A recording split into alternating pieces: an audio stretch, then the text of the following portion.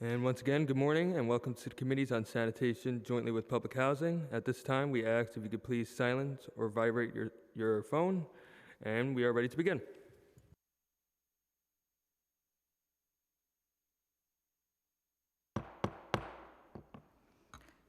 Good morning. This hearing is coming to order.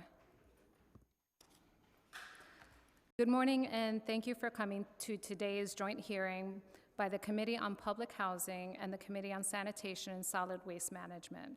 I am Councilmember Alexa Viles, and I am the chair of the Public Housing Committee. I would like to thank my colleague, Councilmember Nurse, for co-chairing this hearing today. We are being joined by Councilmember Abreu, Councilmember Osei, Councilmember Williams. Is there anyone else online? Okay, at this point, thank you, colleagues, for being here today. The purpose of today's hearing is to closely examine issues relating to sanitation, waste management, and pest control across NYCHA's portfolio. NYCHA is home to over 339,000 authorized residents in traditional public housing. Recording in progress. Thank you. With a mandate to provide decent, affordable housing for low and moderate income New Yorkers. When we say decent housing, that means housing that is clean with an effective system for storing and removing trash. That means housing that is free of rats, roaches, and other pests, free from health hazards and these kinds of conditions that are present. This is the bare minimum for any person to live with dignity, and certainly for our city's NYCHA residents. But NYCHA hasn't always met its obligations on this front. I don't need to get into the horrifying details. We all know that NYCHA has long struggled to get a handle on infestation of pets to manage large volumes of waste. In Red Hook houses within my district, residents have had to sue NYCHA for compactors that were filled with trash for months on end. It's very common to see mops and brooms that residents purchase out of their own pocket and clean hallways to ensure that they are living in dignified spaces. And of course, we will talk about the rat bonanza festivities that happen with trash that is on the curb, waiting to be collected for what sometimes feels like years on end.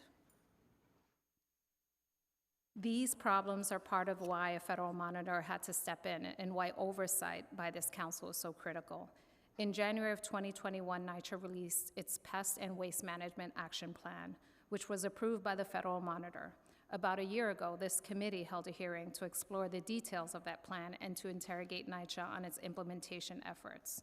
Now, a year later, this committee is ready for updates to the questions we asked then and to see what progress NYCHA has made in getting their developments closer to the standards of livability that residents deserve.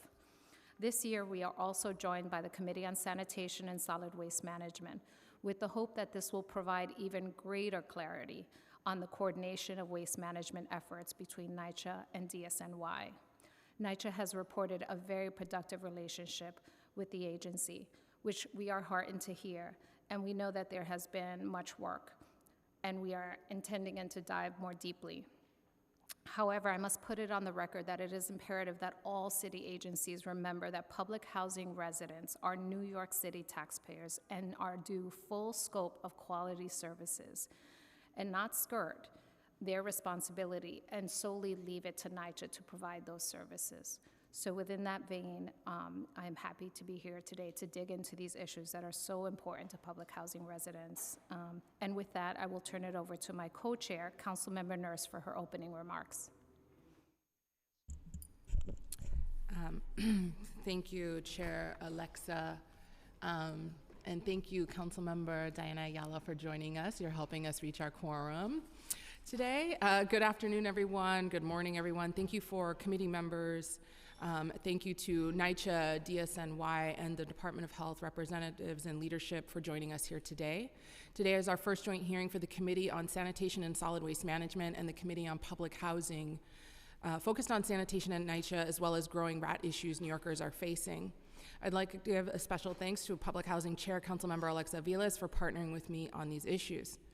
For years, our public housing residents have had subpar waste management systems, coupled with constant rodent infestations. I won't rehash all the testimony that Councilmember Aviles put out. But as NYCHA moves to private management, the lines of accountability have become even more unclear than they were in the past.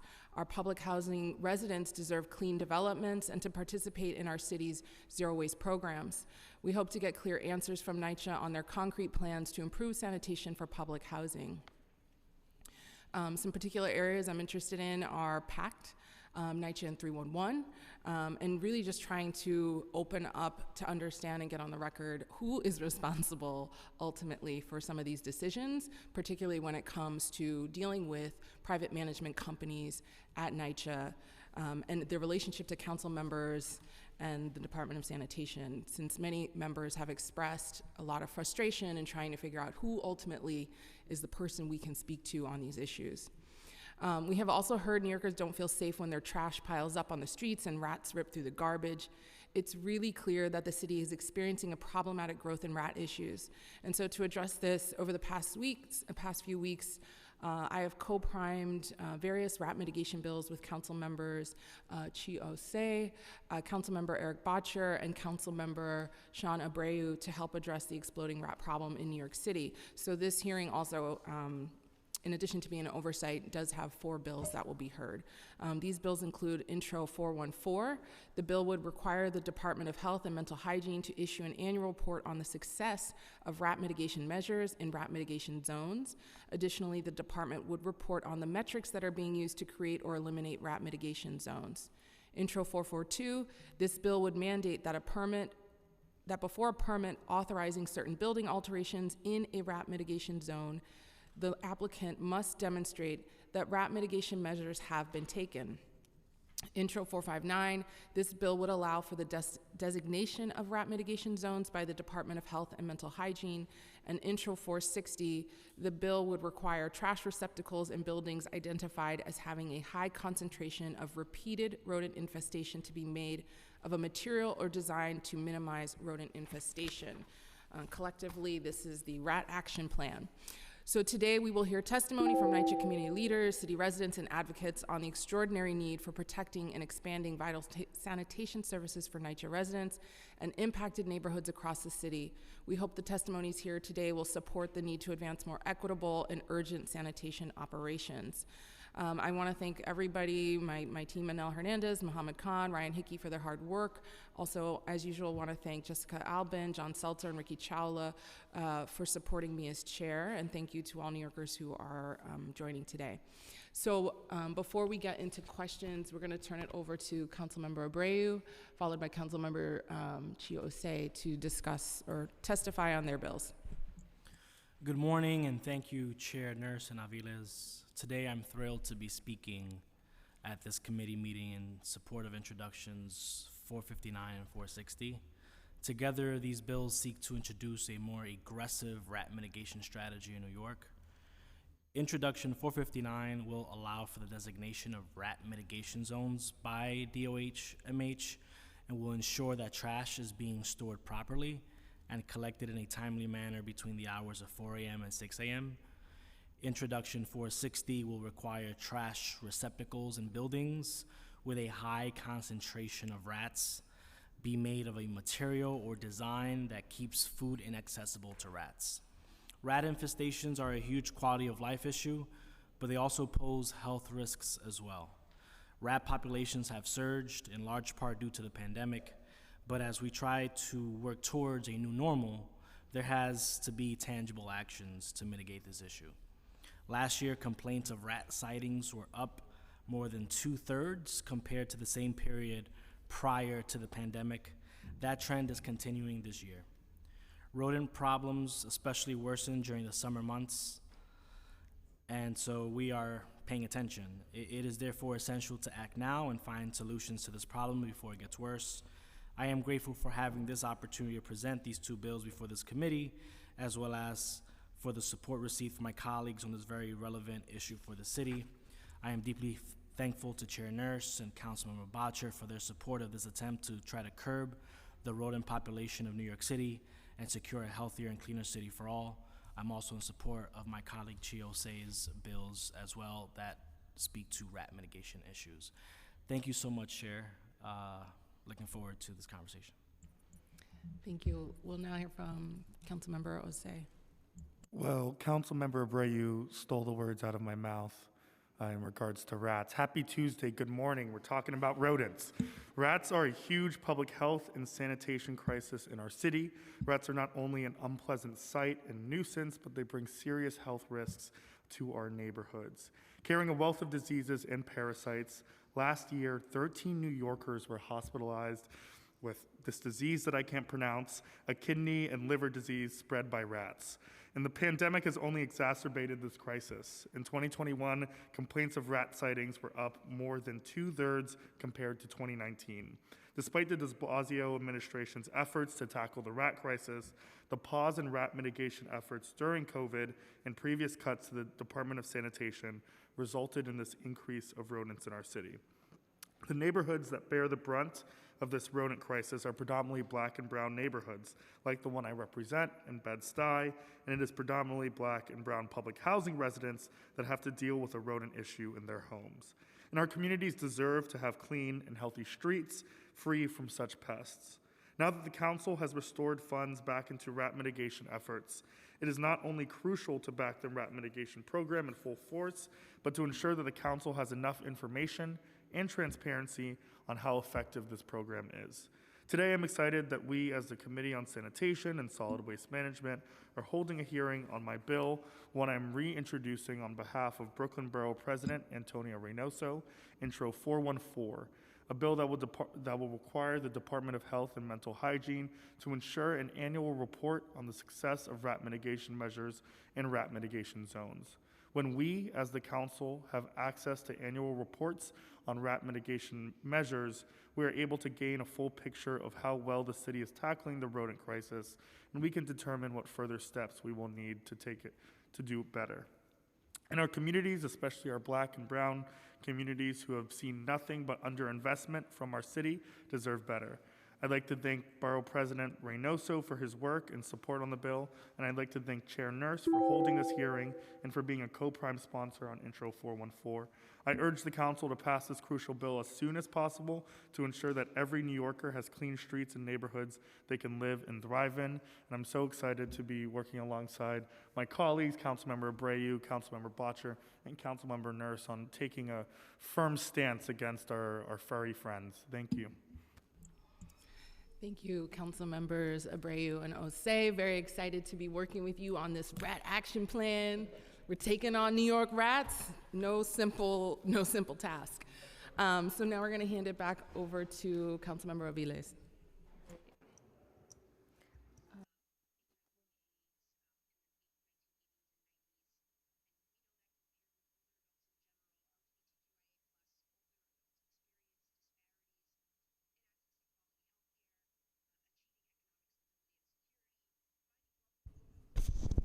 Thank you.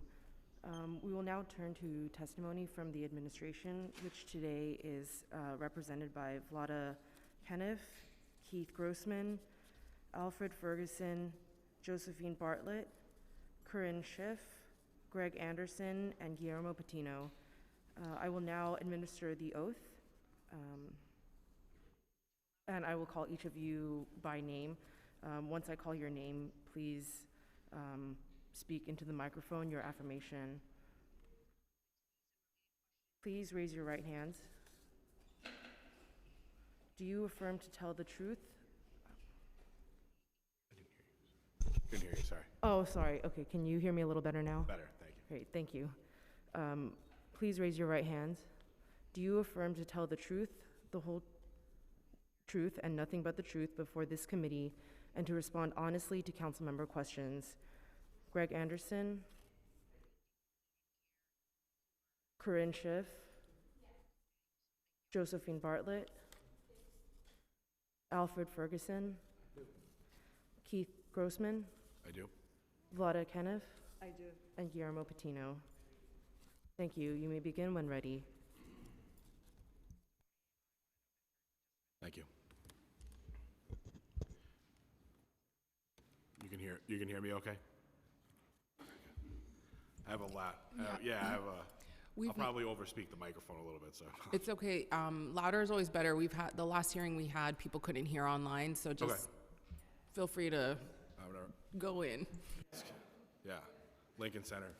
Got it, all right. Chairs Alexa Vilas and Sandy Nurse, members of the committees on public housing and sanitation and solid waste management, other distinguished members of the City Council, NYCHA residents, and members of the public, good morning. I am Keith Grossman, NYCHA's Senior Vice President for Operation Support Services. Joining me are Vlada Kenneth, Vice President for Sustainability, Josephine Bartlett, Senior Director of Pest Control, and Al Ferguson, Senior Director of Waste Management.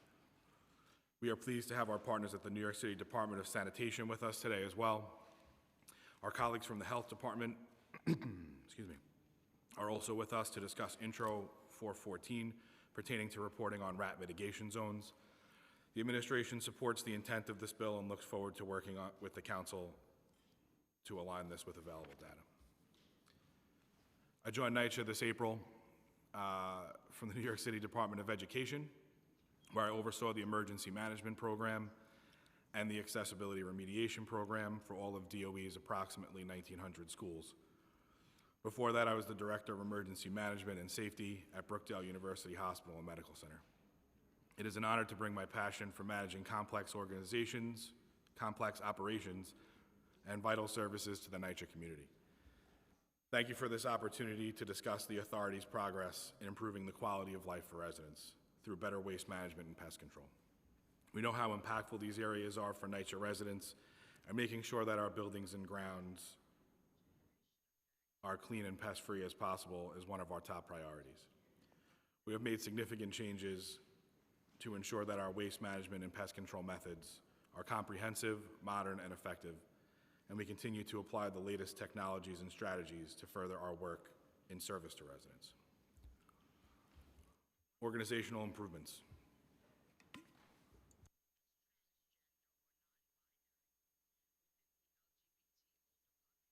For instance, after an extensive analysis, NYCHA divided waste management and pest control into two separate departments, which are now under the oversight of the new Operations Support Services Division.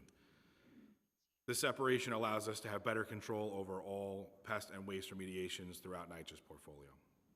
We also implemented IT enhancements that facilitate our work, and we trained our staff on integrated pest management, or IPM. In the past few years, we added a number of exterminators to our team, meaning that we now have a total of 124 exterminators who work hard to provide safe and clean homes, buildings, and grounds for residents. We also increased our caretaker staff who help keep our buildings and grounds clean, bringing the total number of caretakers to nearly 4,500. NYCHA's action plan on pest and waste, not paste and west, sorry. Under the leadership of Chair Greg Russ, and in accordance with the 2019 HUD agreement, we are transforming our organization to improve how we provide services to residents, and we are making the investments necessary for success. The federal monitor, Bart Schwartz, approved our Pest and Waste Management Action Plan in January of 2021. The action plan is our roadmap for more effective waste management and pest control. It is centered around the use of IPM and development-specific waste management plans for every NYCHA property, and it is supported by capital upgrades and new approaches to pest and waste management. A key focus of the action plan involves improving the way NYCHA collects, stores, and removes waste to meet our goal to remove or store all waste in sealed, rodent-resistant containers every 24 hours. This is critical because better waste management means fewer pests, as we're eliminating their habits and sources of food. Today, I'll go into detail about some of the waste infrastructure upgrades and programmatic improvements that are enabling us to deliver better for residents. Combating pests and waste through sustainable improvements. I'm gonna get that right before the end of this, I promise. Infrastructure upgrades. NYCHA's current waste infrastructure, which handles over 200 tons of waste every year, is outdated. Since NYCHA's developments were built, the amount of waste generated by Americans has tripled. At the same time, NYCHA's infrastructure hasn't received the investments it's needed to keep up with the increase. In fact, more than 90% of our waste assets are past their life cycle and need immediate replacement. The Federal Monitor approved NYCHA City Capital Action Plan last year, which unlocks over $563 million in funding to help the authority fully upgrade and modernize its waste infrastructure.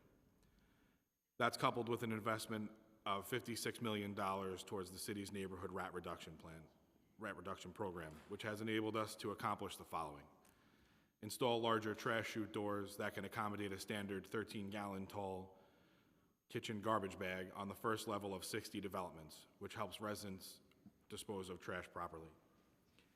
Install new interior trash compactors at 51 developments, exterior compactors at 18 developments, 5 bulk crushers, and 39 cardboard compacting baling machines, all of which enable us to manage waste more effectively and efficiently.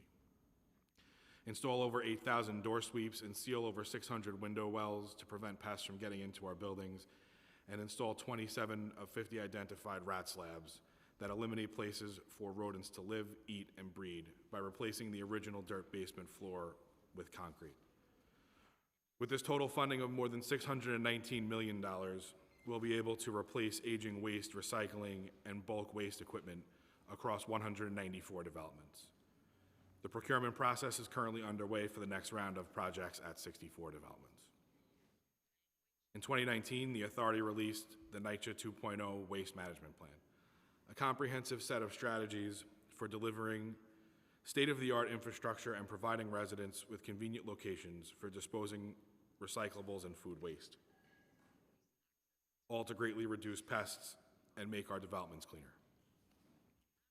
To advance the waste management plan, last year we released requests for proposals for the redesign of 7 waste yards and for new pneumatic waste collection systems at Polo Grounds Towers and Wrangle Houses.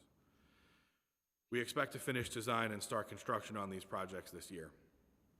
By 2028, a complete overhaul of the waste yards at up to 194 developments will be underway. The new waste yards will feature more operational functionality for staff, recycling infrastructure, and reliable compactors, making waste handling more efficient and benefiting residents' quality of life. The new waste yards will also incorporate resident feedback in their design and will be more aesthetically pleasing. The pneumatic waste collection system at Polo Grounds and Wrangle Houses will transport waste underground from each building to a centralized facility where it will be compacted in sealed, pest-resistant containers. The new system will reduce the labor involved with transporting waste and minimize pests. Innovative and sustainable initiatives. We are also implementing programmatic improvements.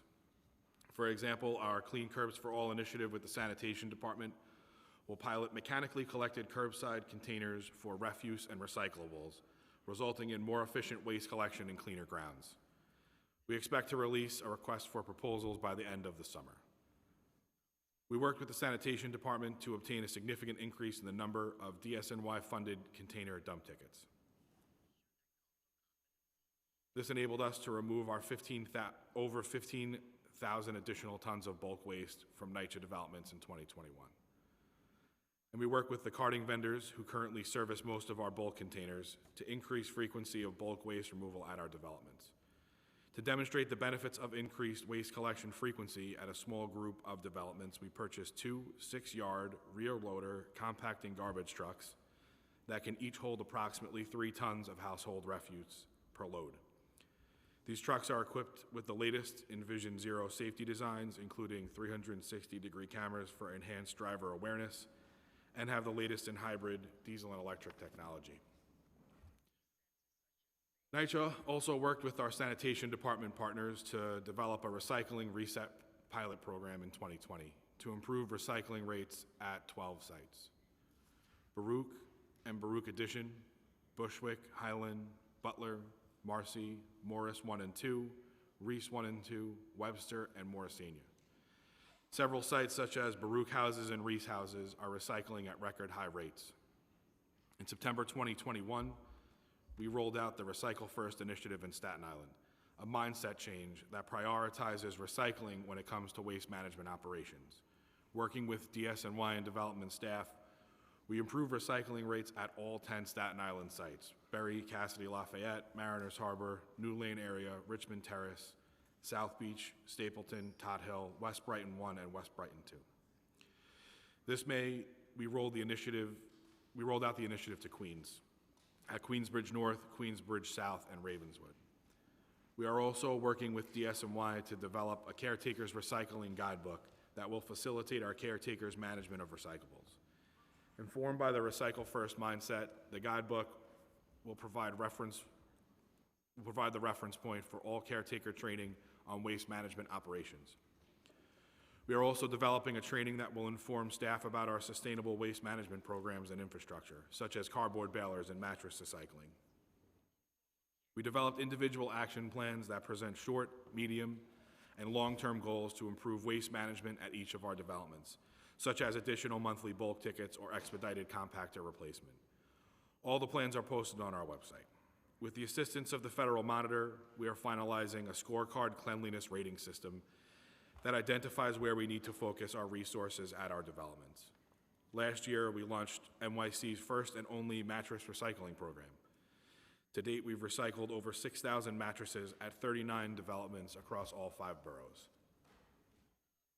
We work with DSNY to convert underused trash compactors into cardboard compactors at 3 developments, Marcy, Morris 1, and Queensbridge South, which collect cardboard from a total of 16 neighboring developments. More than 200 tons of cardboard have been recycled at these sites, and we're working with DSNY to expand the program. As outlined in NYCHA's 2021 sustainability agenda, the authority is committed to removing organic waste from household waste streams, eliminating food sources for pests, and diverting organic material from landfills. Our farms at NYCHA sites are helping to achieve these goals. Since 2016, our lead partner, Green City Force, has collected over 32,000 pounds or 16 tons of compostable food scraps from NYCHA residents. One Green City Force alum and former NYCHA resident, Domingo Morales, is working to expand composting at NYCHA developments through an initiative he started called Compost Power. In 2020, Compost Power organized composting at 5 NYCHA developments that can now process at least 50 tons of organic waste per year. Compost Power provides NYCHA residents with the opportunity to reduce waste from landfills while creating eco-friendly jobs. Additionally, DSNY placed a compost bin at Ravenswood houses. NYCHA and DSNY will engage residents for their input on where additional compost bins could be placed. Our waste management efforts are being carried out in partnership with residents and other stakeholders. For example, NYCHA is developing a campaign for a clean NYCHA to better communicate with and engage residents on proper waste management and recycling programs. The campaign was piloted at 5 developments last year. Pilot evaluation and the development of a rollout plan is underway. The campaign applies the tools of public awareness and behavior change to define and promote a positive waste culture at NYCHA. Thanks to the City Cleanup Corps initiative, we were able to hire more than 1,300 seasonal workers, of whom nearly half were NYCHA residents, to help keep our grounds, playgrounds, and buildings clean, and to assist with pest control. Over 400 of these workers were hired for permanent roles. Integrated Pest Management, or IPM, is the cornerstone of our new approach to pest management. IPM focuses on long-term sustainable solutions that target the underlying causes of pest infestations. Exterminators minimize pesticide use and focus on non-toxic pest control methods. They perform a thorough inspection, removing sources of food and water, sealing any points of entry through caulking and installation of escutcheon plates. We rolled out IPM authority-wide, incorporated IPM protocols into our IT systems, and issued updated procedures and guidance regarding IPM to our staff. We trained over 900 staff, exterminators, caretakers, and other property management staff on the fundamentals of IPM. We launched quarterly trainings on IPM topics, including trainings for new hires. Since education is an essential part of pest control, we provided residents with informative materials on pest prevention, such as handouts, rent inserts, and a comprehensive pest control NYCHA webpage. To aid our work, we also developed a model for tracking and measuring pest data. This involves determining an estimate of the pest population. To date, we've conducted nearly 2,100 inspections to establish this baseline. Our commitment to residents, in closing. While we acknowledge that more work needs to be done to provide residents with the homes they deserve, we are making progress toward becoming a better landlord through targeted investments with the limited resources we have, as well as innovative programs and strategies. By working together with residents, agency partners, and other stakeholders, we can continue to improve pest and waste management and make a difference for residents. Thank you for your support as we strive to improve residents' quality of life. We are happy to answer any questions you may have. Great. Thank you so much for your testimony, and thank everyone for being here today. I failed to do that in my opening remarks. Before we begin questions, I'd like to acknowledge Councilmember Darlene Mealy. Thank you for joining us, and Councilmember Lincoln Ressler. Thank you for joining us. Anyone else? Oh, and Councilmember Ari Kagan, who is joining us online as well. So I guess as we jump into questions, in September 2021, the NYCHA Sustainability Agenda laid out a vision for addressing the climate crisis while also solving longstanding quality of life issues in NYCHA homes. Can you describe the agenda's vision and progress on revisioning waste management and recycling? And I understand some of that was encapsulated in your comments, but if you could just speak a little bit more towards that agenda. Thank you, Chair Vilas.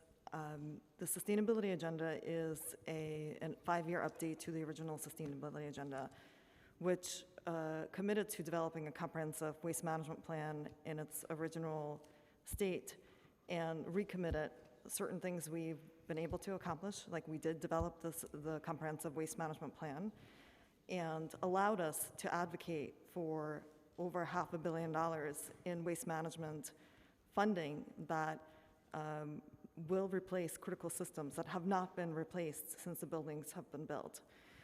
And that was a baseline decision that we made at the time, that the building infrastructure that is in critical need of upgrading, as well as the outside exterior compactors, need to be upgraded.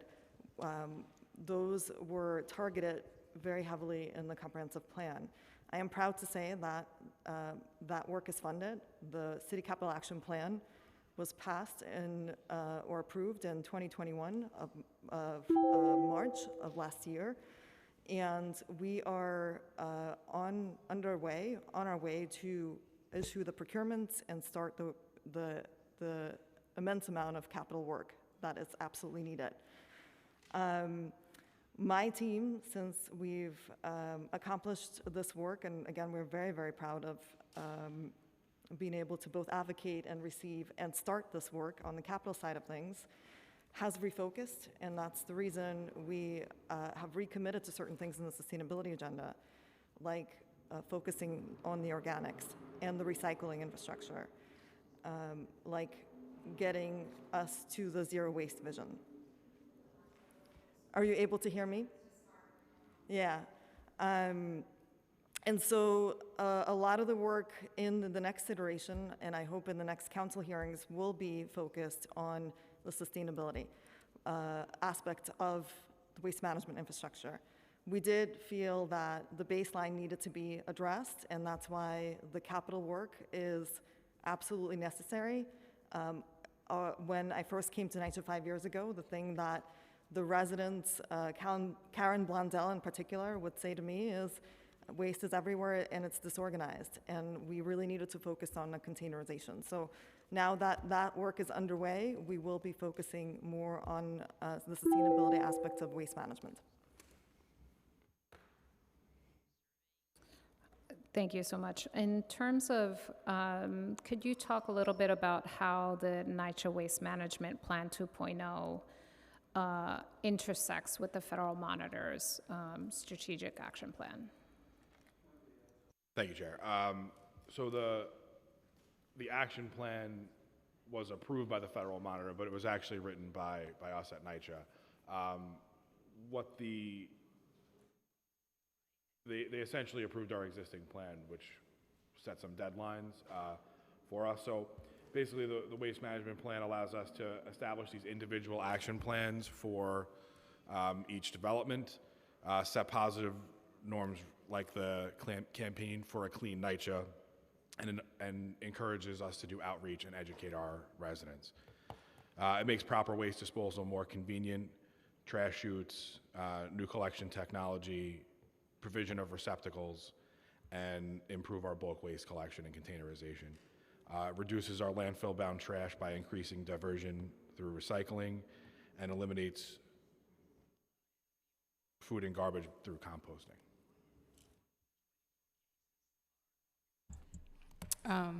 Thank you for those answers. We're gonna move to talk about some rat mitigation stuff because I know the DOH rep has to leave. So we wanna do that. We're just gonna ask a few questions, then we'll kick it over to other council members so you all can ask your questions so you can go on with your day, and then we have a whole longer list. So we're gonna try to accommodate everybody. So just on rat mitigation, I just have like a series of kind of like shorter questions. Are NYCHA rat complaints recorded on the DOH-MIH rat information portal?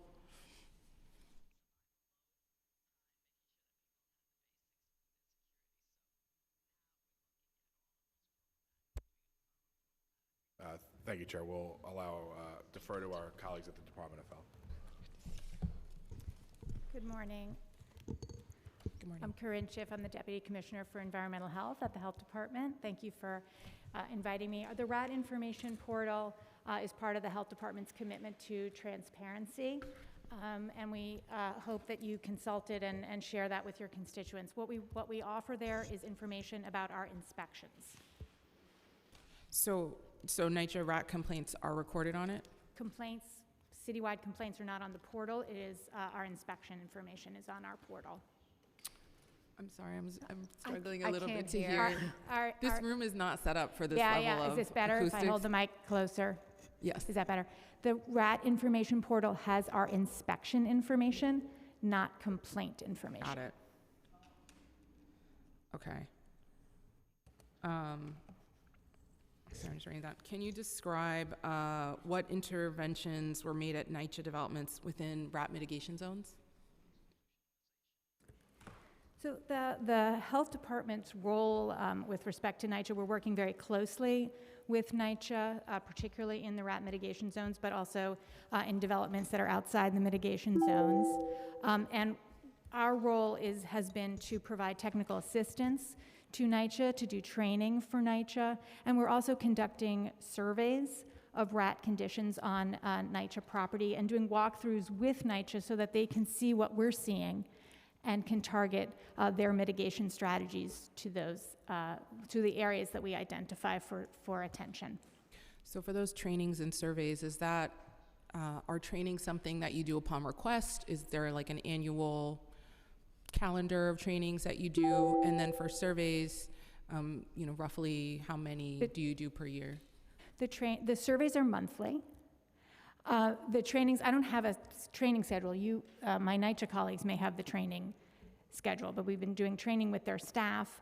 And I just want to take the opportunity to note that our training program is available to all parts of the city, and we've worked with some of you already to offer our Rodent Academy to people in your districts, and we would be really happy to work with you to set up rodent academies. That's how we train property managers and city residents on best practices for pest control.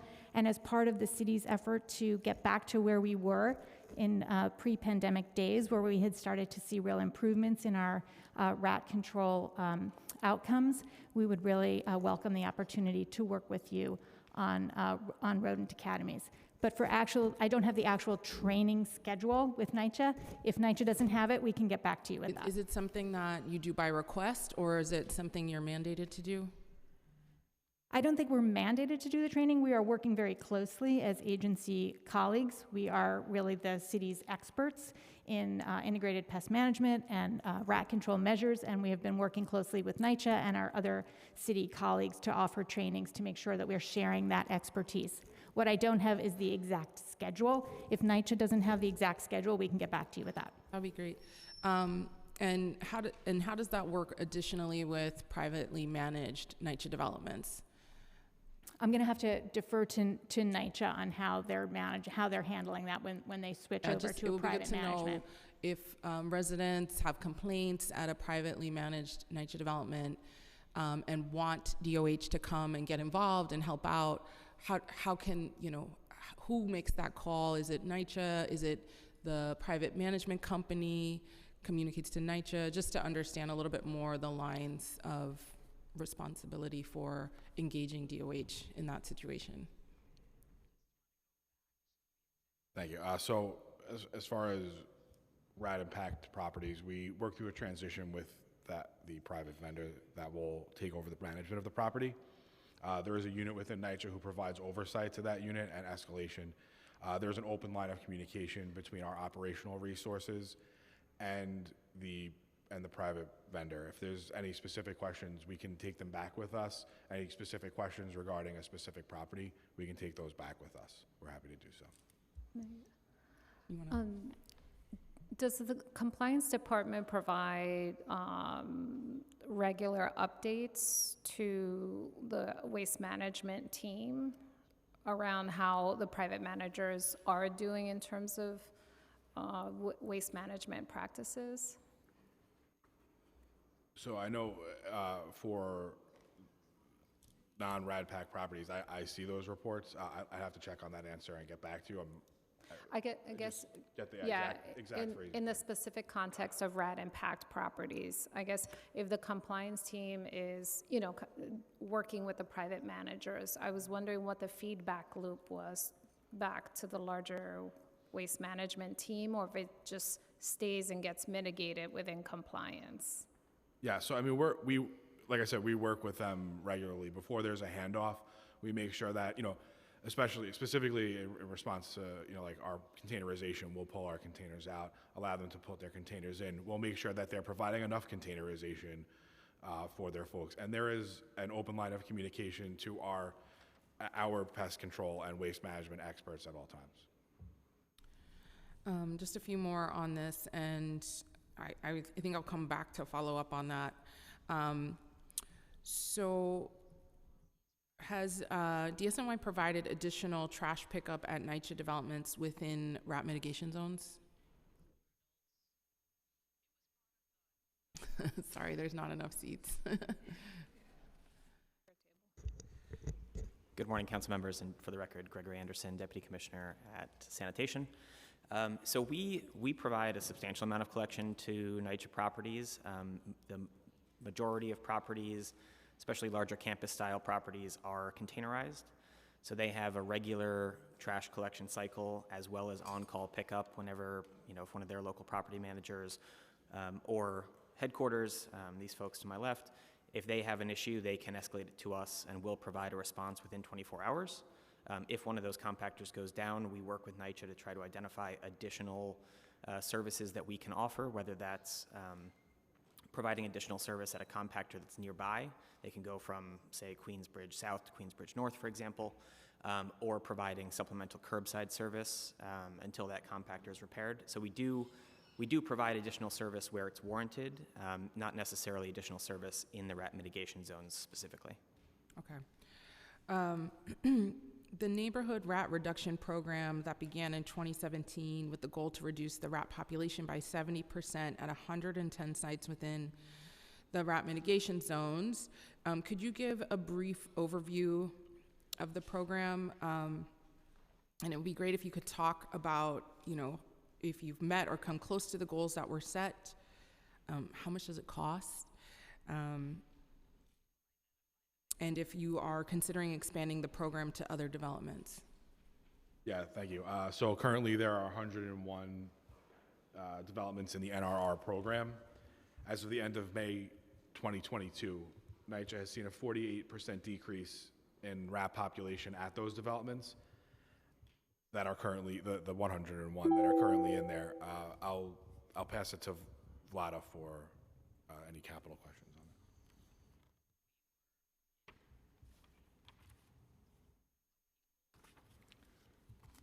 Maybe I'll have Josie quickly talk about the work that you've been doing while I look for the that. You want to expand on the NRR? Sure. Hi, I'm Josie Bartlett. I'm the Senior Director of Pest Control. So the 48%, we're working really hard on the neighborhood rat reduction sites. We have 31 dedicated exterminators that just do rats in grounds and basements. That's what they're dedicated on. But we also have a lot of support staff that are working on getting these numbers down. We have a burrow collapsing team that their whole job is to go around and collapse rat burrows. And this is very important because it disrupts where the rats are living. And I like to say that rats make 80 babies in a year, so if we can slow that down, it makes it better.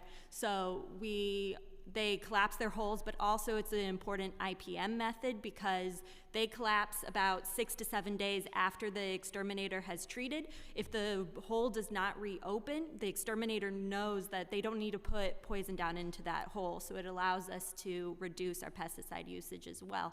We also have a team that we call the exclusion team. They're going around and they're putting wire lath on the window wells. Those are the kind of cement boxes that help our basements breathe, but also rats are able to sometimes squeeze down into the basements. We're putting wire lath over that so that they can't get in. The exclusion team is also putting wire lath in the ground around the foundations of the buildings and around the exterior compactors. You'll see it at Marcy, you'll see it at Mitchell, at your developments. So it makes it so that it's harder for the rat to come up, and again, we get to use less poison. We also, through the Clean Core program that Keith mentioned, we had seasonals that are doing a lot of the work that helps complement the extermination work. So they're scrubbing down compactors, so giving caretakers who do such a tremendous amount of work a lot of extra help, also doing a lot of the hard work of picking up dead rats, getting rid of rodent poop that attracts rodents back to spaces. So, and doing a little bit of trash policing, but also scrubbing down exterior trash bins where there's muck and stuff that rats are attracted to. So we have a lot of different ways. It's not just the exterminators, and the developments do a tremendous amount of work as well. To make it all work. Did you all successfully install the 50 rat slabs across the 9 developments that were mentioned in the plan? We have 27 that are done, and the 27 rest are done. are in progress. And there's plans to do more this year? Yes, that's right. Do you know how many more this year will be done? I will find out and get back to you. Okay. My last question, I know we have a lot of members here, so I want to let them ask all the questions. Can you kind of give us a sense between 2019, 2020, 2021? How many complaints did we get? Like, are we growing up? Are we going down? Are we steady? Just what's the percent decrease or increase of complaints over a 3-year period, the last 3 years? Yeah, thank you, Chair Nurse. So Josie will give specifics, but I do want to say we've seen a decrease in resident complaints and an increase in exterminator-generated work orders, which is a demonstration of the culture change, right? It's every work order there's no closeout of an extermination complaint, right? There's consistent follow-ups and constant follow-ups. So the fact that we're seeing increased follow-ups is a positive sign, along with decreased resident complaints.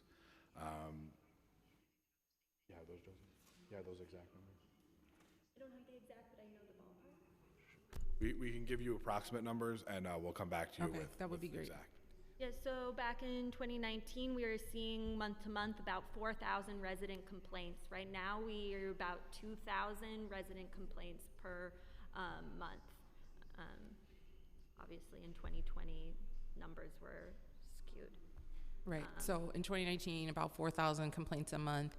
In last year, about 2,000 complaints a month. Okay. I'm gonna end my questions for now, but Just a quick follow-up. In terms of complaints, are these complaints that are going directly to NYCHA, or these include 311 complaints? This is straight to NYCHA, to our CCC. So when a resident calls in, a work order is created, and that's how we schedule the work and track the work and everything. So this might not necessarily reflect all of the complaints that might be good, because some people who might do it through 311 and then they get cut off because they say, oh, actually you got to deal with NYCHA, and maybe they don't actually follow up. So it's not necessarily reflective of fully how many complaints there would be. So I mean, I believe it is, right? There's multiple ways to make a complaint, and we look at that through the lens of work orders generated via a resident complaint, right? So however it comes in, we will generate a work order. But you don't have a sense of how much 311 Oh, data the breakdown? Yeah. No. Okay. Thank you. And if I may, just one Chair- question. So, Yeah. I'm so sorry. Chair Nurse, I just wanted to answer your question. The remaining 23 rat slabs will be finished this year. I got the answer. Thank you. In terms of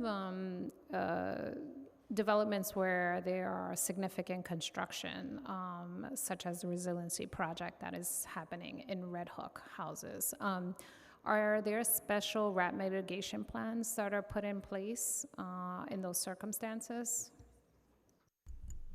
Yeah, the contractor is required to have a pest plan. So every construction site has either, weekly, bi-weekly, twice a month. It depends on what's construction, and that's in their contract. And I know that is in the Red Hook construction plan, because I've seen it and I've requested to see their pesticide usage reports. So that's something that we can also do, and we do to QA when we see that rat populations that should be being treated by the contractor, subcontractor, whoever they're using for their pest control. If we see any spikes or whatever, we ask for the pesticide usage. We've done walkthroughs with the pest professional to make sure that it's in line with what we would do if we were in those construction areas as well. Got it. We'll follow up more specifically later on. But I'd like to acknowledge Councilmember Eric Botcher, Councilmember, oh my gosh, I was losing my mind. Councilmember Julie Menon, Councilmember Amanda Farias. I don't know if we have anybody else online. Thank you for joining us, council members. I guess with that, we can turn it over to council member questions. And first we'll have Councilmember Ayala. Did I recognize you, Councilmember Ayala? Thank you for being here. Anybody here from pesticide? There's a big fly. Anybody can deal with that on staff? Might want to hire me. But I have a few questions, and I'll try to make it as quick as possible because I know that time is taking. One of the issues that I saw, and as part of the rat infestations in my district, was that many of our basements were not cemented; they were still dirt, and that contributed to serious rat infestations to the point that staff couldn't get into the basements. Do we know how many of those basements remain that way?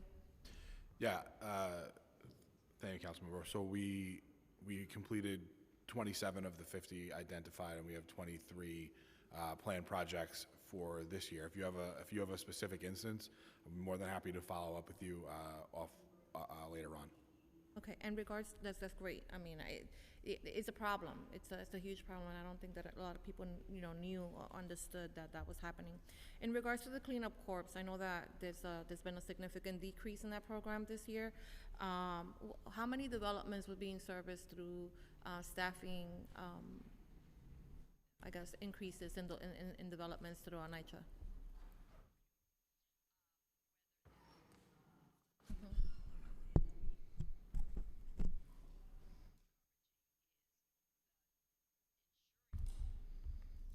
I can speak about the Clean Core program for pest control. We had 100 Clean Core members, and this is a small fraction of what was given to all the developments, but we had 100 people, and they went to about 50 developments, but we have a program manager who was always shifting these individuals around depending on DOHMH borough counts, our own borough counts, where we saw, like in your development, we definitely had people at Mitchell, Johnson, Jefferson, Carver, Clinton. I mean, your developments have rat issues, and we made sure that the Clean Core members were there.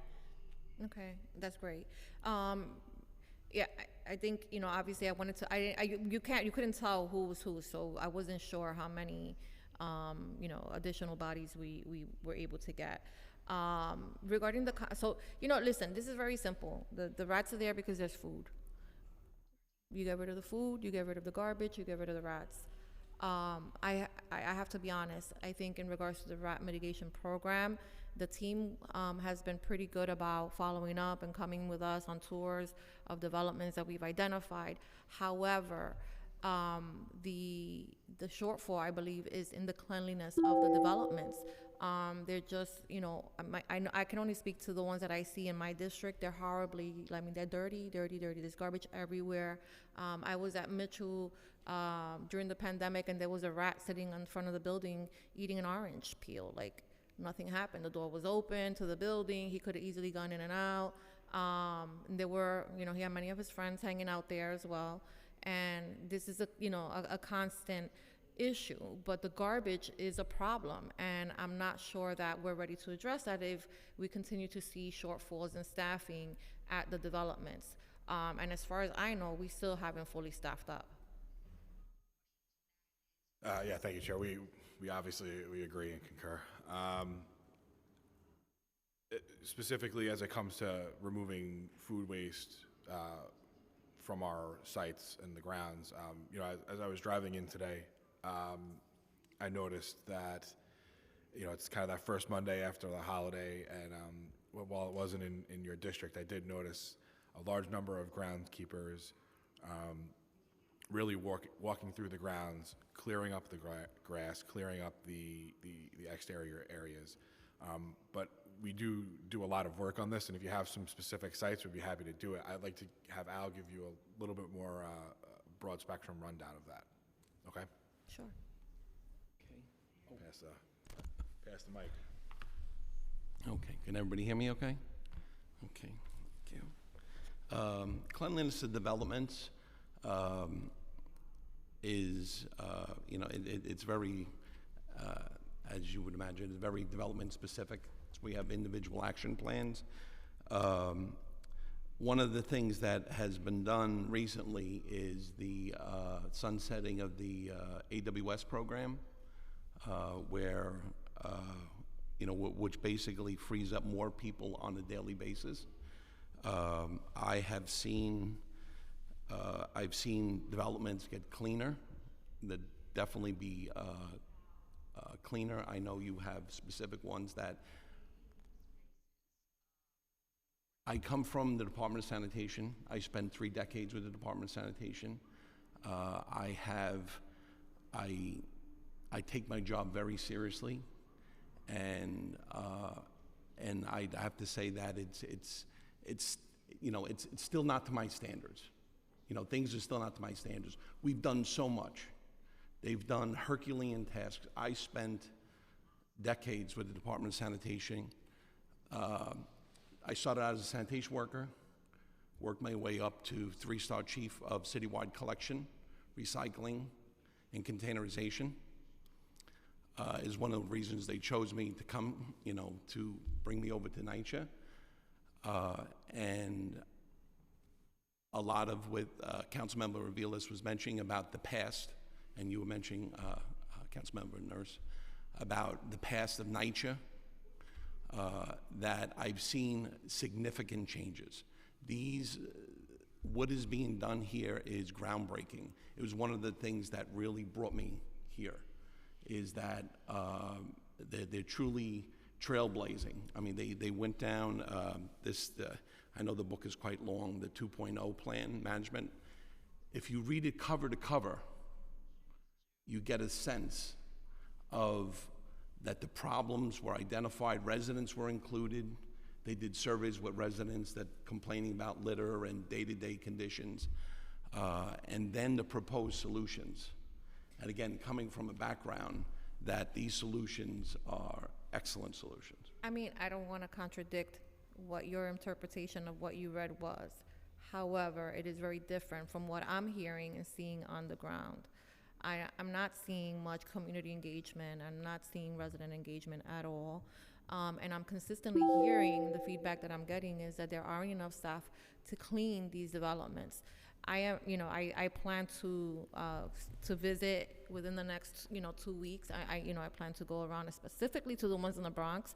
I will welcome you to visit Mitchell, Mott Haven, Patterson, Millbrook houses. They're disgusting and they're all rat infested.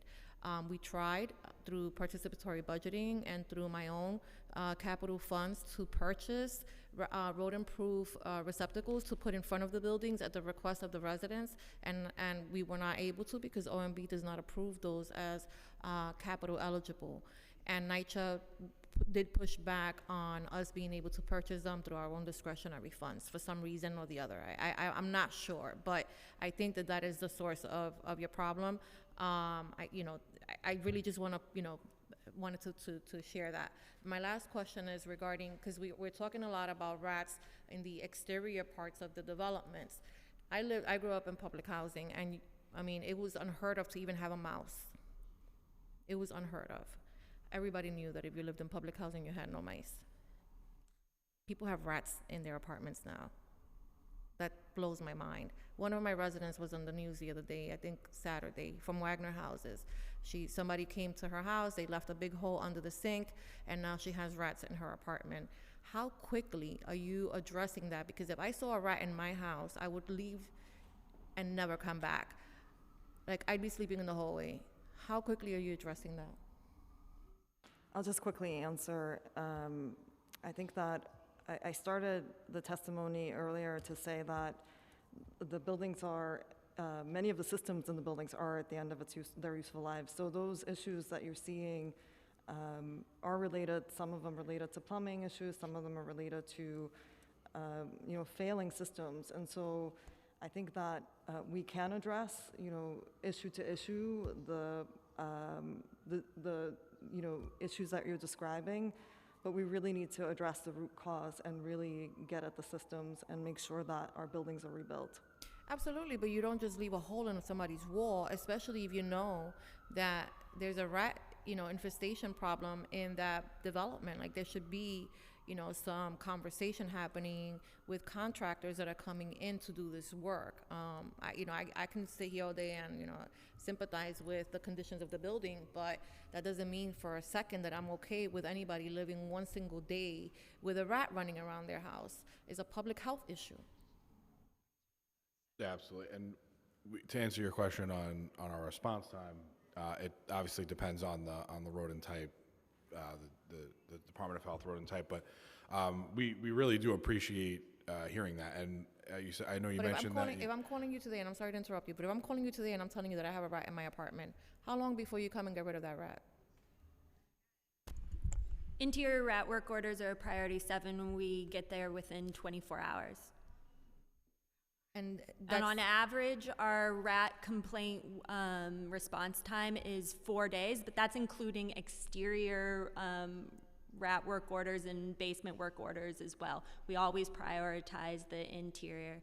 And what we're doing with integrated pest management, like what I spoke about at the Johnson meeting that we were at, we're really prioritizing exterminators, finding the root cause, filling holes. If there's a hole left open like that, we speak to the management. There should at least be a masonite board as a temporary fix so that a rat could not come in. But we're always looking for holes, putting wire lath, putting excluder mesh in the holes so that the rodents can't get back in. And the number, I'm sorry, you guys have been very generous. Just last question. Regarding the number of complaints for indoor rat complaints, has that number gone up, and by how much? No, it has not. It has not. Are you capturing that data? Because I find that really difficult to believe. You mean in the last year or historically? In the last year. I mean, our interior rat complaints makes up less than 1% of all work orders. And we do have that in our Maximo data. Okay, all right. Thank you. Councilman, before you pass the line, I wanted to thank you personally for that feedback, and also you mentioned that you planned on visiting some of our developments, and I'd be happy to join you personally. Absolutely, Thank you. expect an invitation.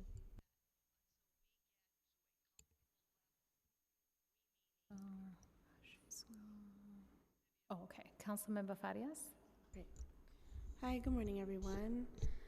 Thank you for being here and answering all of our questions. I'm going to try to go through the first couple that are just like quick. Oh, sorry. I'll bring this bad boy closer to me. Okay, so I'll do the ones that are really quick that have popped up from some of the questions my colleagues have asked, and I just want clarification on this. Do 311 complaints auto-generate a NYCHA work order, or do residents have to separately go to the NYCHA website and put in a work order?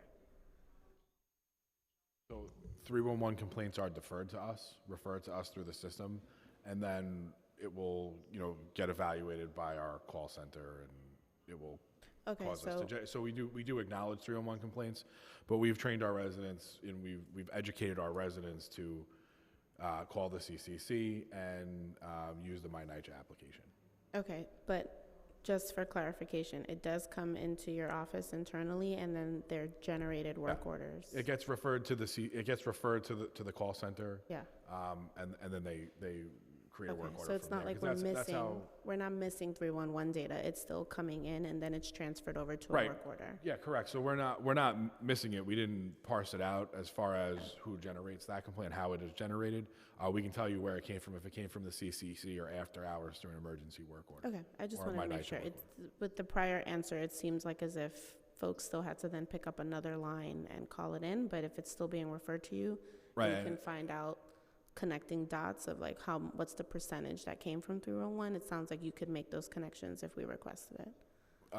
We can certainly look into that, but I would say our response is to always encourage residents to call the CCC and utilize the application. It cuts out the middleman, right, or the middle person. In terms of what Deputy Speaker Ayala was just asking around with the contractors on work sites, I particularly am interested in knowing, are the contractors separate vendors, like separate contractors that NYCHA hires? Are they internal people that get training from NYCHA? Are they unionized members? Like who are the contractors that are like opening up a sink and leaving a hole? So obviously any contractor is fully vetted through the process, but I think holes as a result of repair work are typically, I could get you the exact figures of our property management and skilled trades versus an outside contractor, but for most repairs, minor repairs, we try to do that in-house with our union trained staff and skilled trades. Okay. So for me, when I usually go through most of my NYCHAs, and this is somewhat connected to our rat mitigation issues that we're having, a lot of our large containers, that are placed throughout the NYCHAs to receive all of the trash are typically empty or half full. And what I hear from a lot of my NYCHAs, my TAs, the managements there, are that they don't have enough manpower to physically move the trash that's in front of buildings all the way to wherever the larger containers are for pickup, whether it's a private waste management or DSNY that's contracted out with the NYCHA. So are we looking at additional workers, or maybe has NYCHA ever seen or looked at different ways to purchase like wagons or smaller cars, like things like that, to help move trash through our developments faster and into the containers? Yeah, so we do have some of those devices throughout our developments. If you have a specific thought or a specific development that you're hearing that issue with, Al, myself, and the team will go out there. We'll work with our fleet folks to purchase that equipment. Anything that can make it easier for our cleaners to, our caretakers, to do that work. So it's not like a set standard across the board, like every NYCHA that has X amount of thousands of people gets 2 trolleys, a wagon, and a whatever. Like, we're not setting up everyone the same and then adding more on.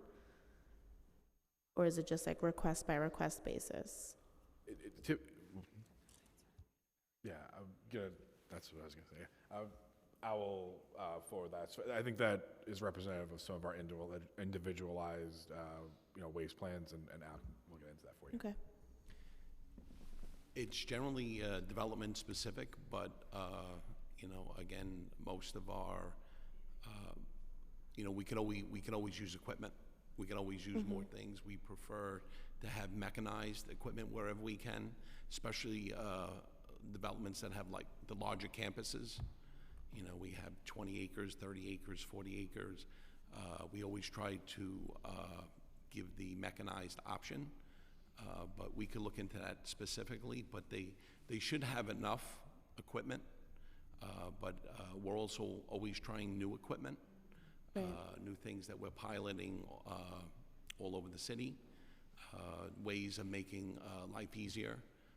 We have one development that we purchased this large container where people, the residents in the morning, bring their garbage out, and instead of putting a lot of little cans, we just had one nice dumpster that stays clean, and then that can actually be picked up with either like a Bobcat or a John Deere tractor and brought directly to the container itself. Larger container. So again, if you have something specific, I'm more than glad to.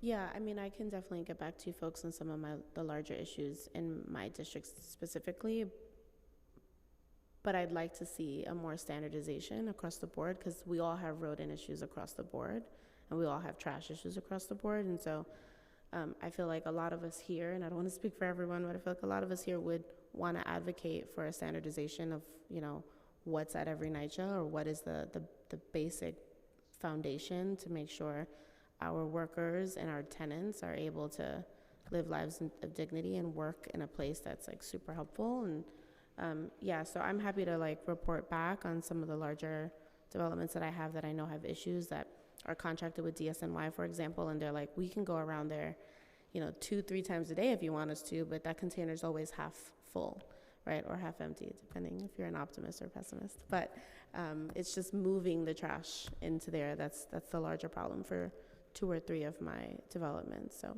I'll report back to you guys offline. Thank you. Thank you, Councilmember. We appreciate that. I think the uniformity is something that we're actually trying to move away from a little bit. And each site is different, right? Just amongst your 3 developments, right? 3 of your developments, they all have different layouts and geography. So we're actually trying to, as much as we can, individualize it to those developments while still maintaining a level of equity, making sure that every development has the equipment that they need for their development. Well, so we really and truly do appreciate that, and we're happy to look at anything we can specifically do to do that. Sure. I guess my larger concern is it sounds like the reasoning for this is it sounds like the squeaky wheel gets the oil. And so people might just be used to living like this and used to not putting in complaints and used to not getting any answers. And so that might mean that there are developments that are not being squeaky wheels. But I hear you on it. If that's where you're feeling like the agency feels like it needs to go to be more hyper-specific, it's good for us to know that so we can be squeaky wheels. Absolutely, and you're not squeaky to us. We're happy to hear any complaints and anything specific that you have that you'd like to, like I said to the Deputy Speaker, I'll say this to all the members of the hearing here. We're happy to walk any site with you and look at specific examples. Like I said, I'm fairly new here, so any opportunity to go out, especially with you fine folks, is something positive for me and learning for me as well. So, I just have a clarifying question, and then we'll move on. So does every NYCHA campus have a specific developed, approved waste management plan in place? Yes, we do, and they're public on our website. Okay, great. Just wanted to clarify. If I could add, got a second? If I could just add, I am all about innovation. I think it's, especially our campuses. There are so many, developments campus, because sometimes there are, Fred Samuels, for example, went there a couple weeks ago, and there's just, the material has to be placed out on the sidewalk. So we said that's, the curbside option is not acceptable, and we now deliver the material to Drew Hamilton, which is several blocks away. Something else that we have is the 6-yard, which was in the testimony, the 6-yard garbage trucks, the compactor trucks, very much like sanitation, but like a miniature version. They hold 3 to 3.5 tons. We have piloted, actually, I believe, in your district, Councilmember Nurse. It's in Garvey, Ocean Hill, Park Rock, Low, Glenmore Plaza, that sanitation provides a level of service. And what we did is we said, what would it be, we started in November of last year, what would it be like if we did the service on the opposite days? If sanitation comes Monday, Wednesday, Friday, then we'll come on Tuesday, Thursday, Saturday. And that's for the curbside sites. You know, the places that just, they don't have anywhere to store. They're on such a small footprint, and people shouldn't have to live that way. You know, I read a book when I got here. The first thing they handed me, day one when I got here, was A Home to Be Proud of. It was a great book. It was a simple pamphlet, but it's something that it's burned into my memory, and that's something I want to make sure that we deliver the best possible service. And we've piloted only the 2 trucks now, but I definitely think that, an expansion is definitely worthwhile. And all of our curbside sites, we're looking to either make them shared, which means you move them to a container, nearby container, which is like an exterior compactor, or provide some other kind of service. And I'm very, very confident that we can come up with solutions. There's a lot of good technology out there, and also like a street sweeper. You know, we have our own little mini sweepers, which you've seen in the developments, but I love to see something get the perimeter. You know, I'm not just happy with the interior, and, if we can get the exterior ourselves and put it on the schedule, on a rotation, keep it coming, and kind of do a thorough cleaning of developments. That's, I just wanted some of my ideas that.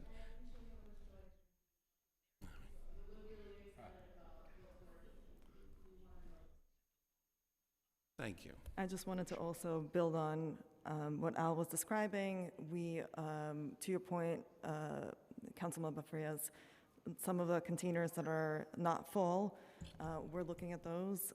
My team has identified 3 of them, and we're putting cardboard. We're repurposing them for cardboard only. About 15% of our waste is cardboard. And so thinking about innovations where we have equipment and it's underused, and working with the Department of Sanitation to create those innovations in how we containerize waste. That's one of the things that is in the works. Thanks. I'm going to move us on. We have a couple people have to leave. We also want to hear, there are some questions directed towards DOHMH. So we're going to kick it to Councilmember Menon. Thank you. First of all, I want to thank the chairs for doing this hearing. This is so important, and I have to say, for the NYCHA developments in my district, and I have Holmes, Isaacs, and Lexington houses, this is probably the top complaint I hear is about rat and bug infestation. So I want to echo my colleagues' questions about response times. I'm sorry, I'm very skeptical about this 24-hour and 4-day response times, because that's certainly not what I'm hearing, and I want to echo what our Deputy Speaker said about that as well.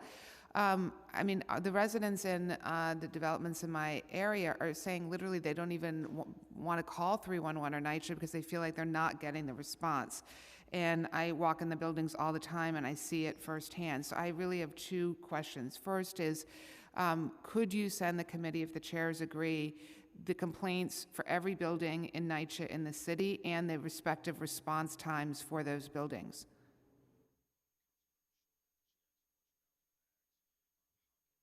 So just to clarify the data you're asking for, obviously we'd have to follow up on this. You would like every indoor rat complaint?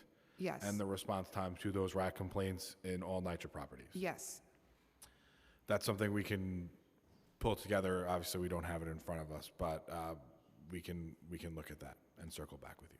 Okay, thank you. And then the second thing is, I understand it's complaint-driven, but what about the proactive approach? How often are you sending out inspectors to various buildings across the city? Yeah, absolutely. So anytime there is a complaint, that requires us to do additional follow-ups, right? So I'm going to let Josie give you a rundown on exactly how those follow-ups work, but part of the integrated pest management program that we're implementing across the authority is that follow-ups are consistent. There's no closeout, right? There's no like, oh, we came, we treated, and we're out of here.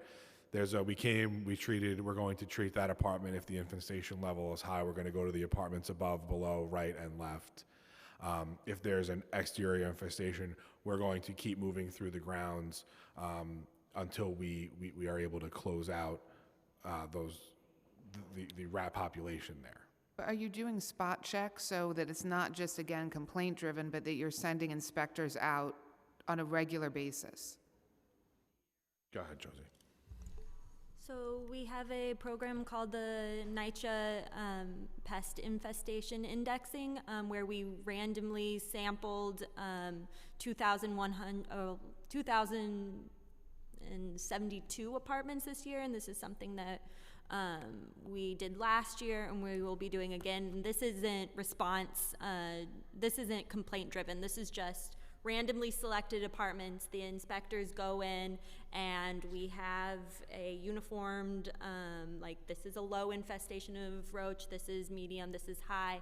There's certain questions they have to ask the residents, and then they spend 15 minutes looking around the apartment and noting if they see any level of infestation as well. So that's something that we are proactively doing as well. There's also, other trades are able, if they see any pest infestation, to automatically generate a work order. So like if a resident has a mold issue, there are questions that the inspector says, do you see any evidence of roach? Do you see any signs of rodent poop? And that automatically generates a extermination work order, and then we schedule and the exterminator goes.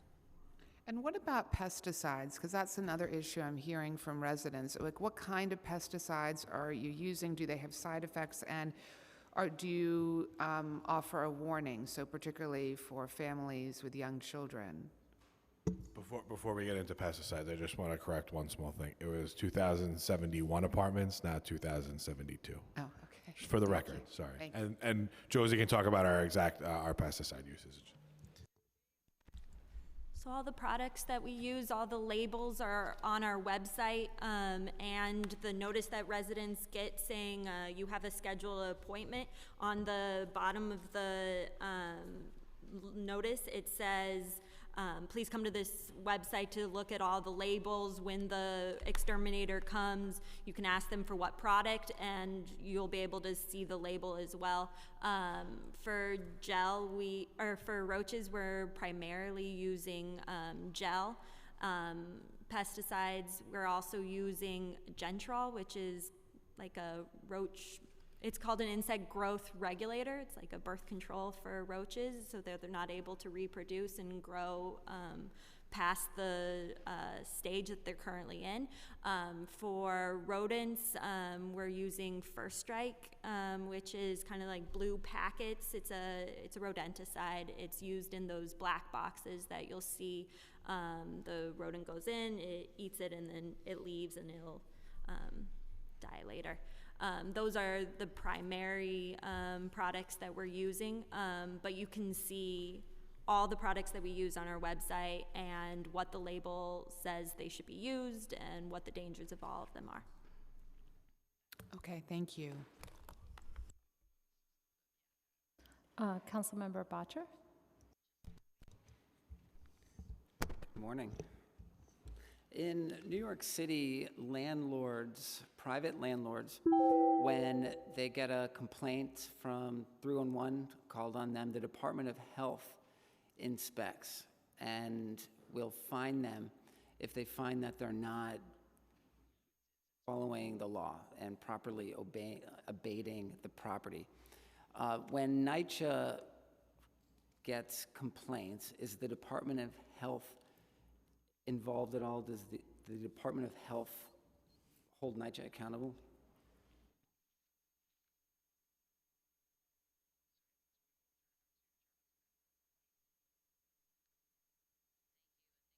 Thank you, Councilmember. We'll invite our colleagues from the Department of Health up to answer the health-specific questions.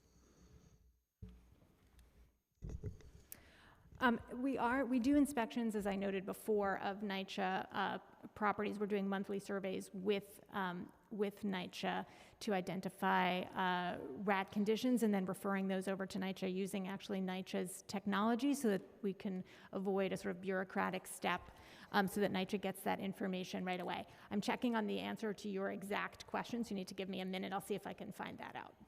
You partner with NYCHA, working hand in hand with NYCHA on abatement issues. Private landlords get fined by the Department of Health. They get held accountable by the Department of Health.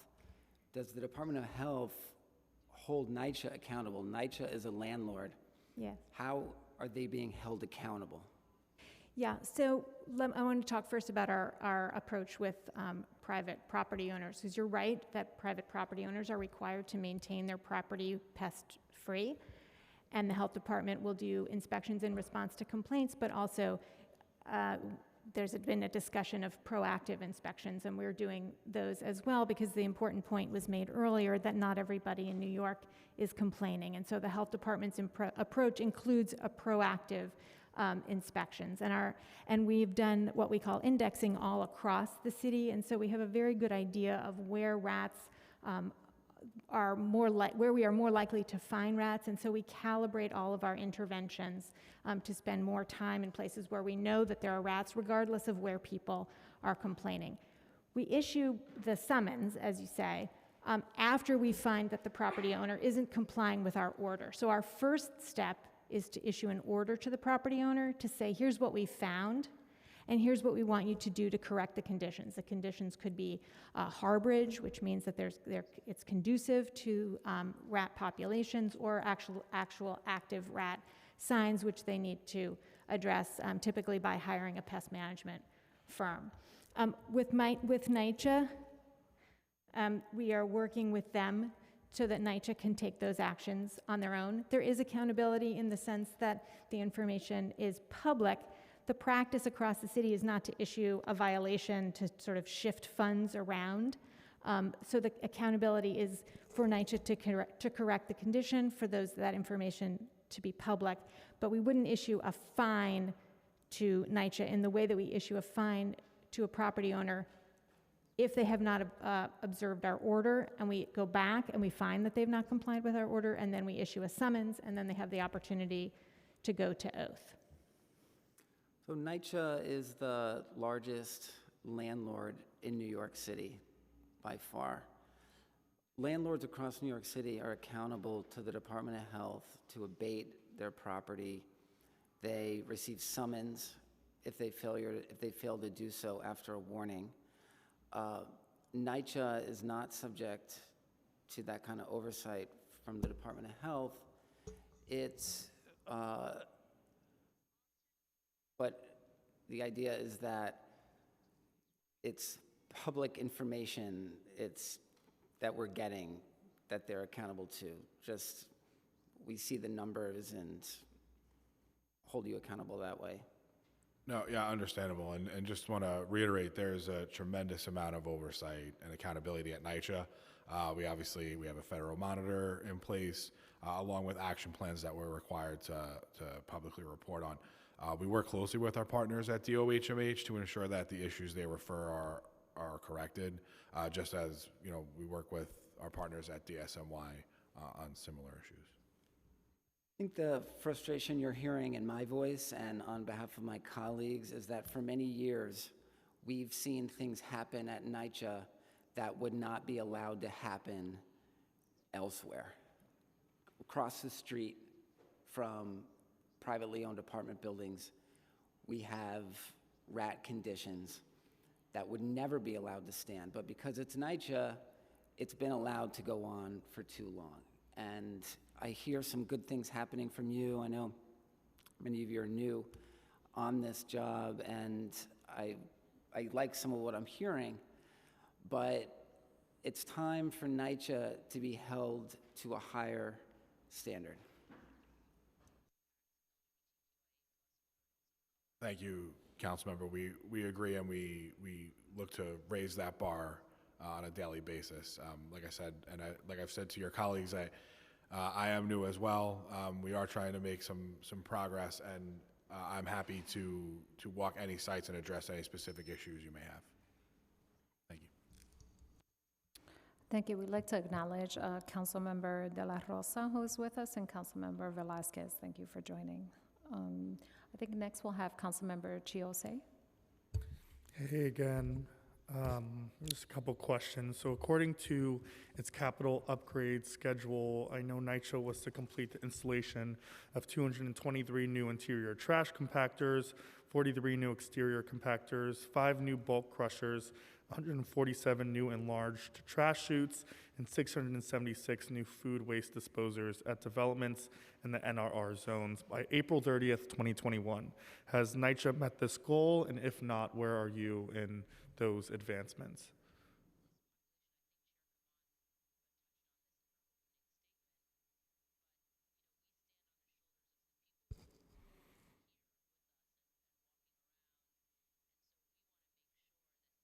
Question I can answer for fiscal year 2022. I have those numbers in front of me, and maybe I can talk about the rest of it. Okay. So fiscal year 2022, we have 88 million in capital, total of 485 million over 5 years. We have 18.6 million in design build waste yards. Those are 7 waste yards that are progressing. I just heard this morning that the comptroller approved 26.4 million design build for a pneumatic system at Polo Grounds in Wrangell. Thank you, Comptroller Lander. Very, very excited to get shovels in the ground.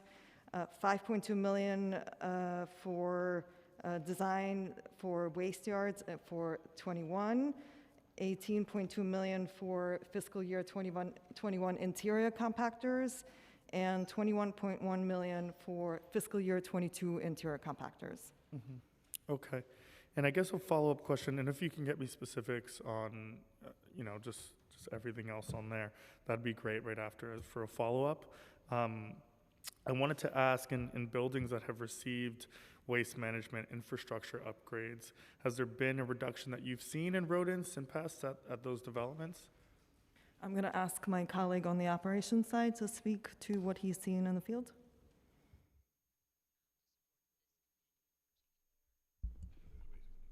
We've had a 48% reduction in rat populations overall in neighborhood rat reduction developments, and these are the developments that have gotten these upgrades. Oh, wow. And how are you collecting that data? This is the Department of Health monthly borough count. That's how we track it. Okay.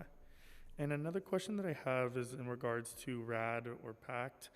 How is the pest and rodent situation and I'm not sure if either of you have asked these, but how is the pest and rodent situation at developments under RAD and PACT different than those that are not under RAD and PACT? Yeah, absolutely. Thank you, Councilmember. So, as I previously stated, we work through a transition with those developments, right? So they're not alone on an island. There is a unit within NYCHA, within our real estate department that handles the transition and oversight of those property managers.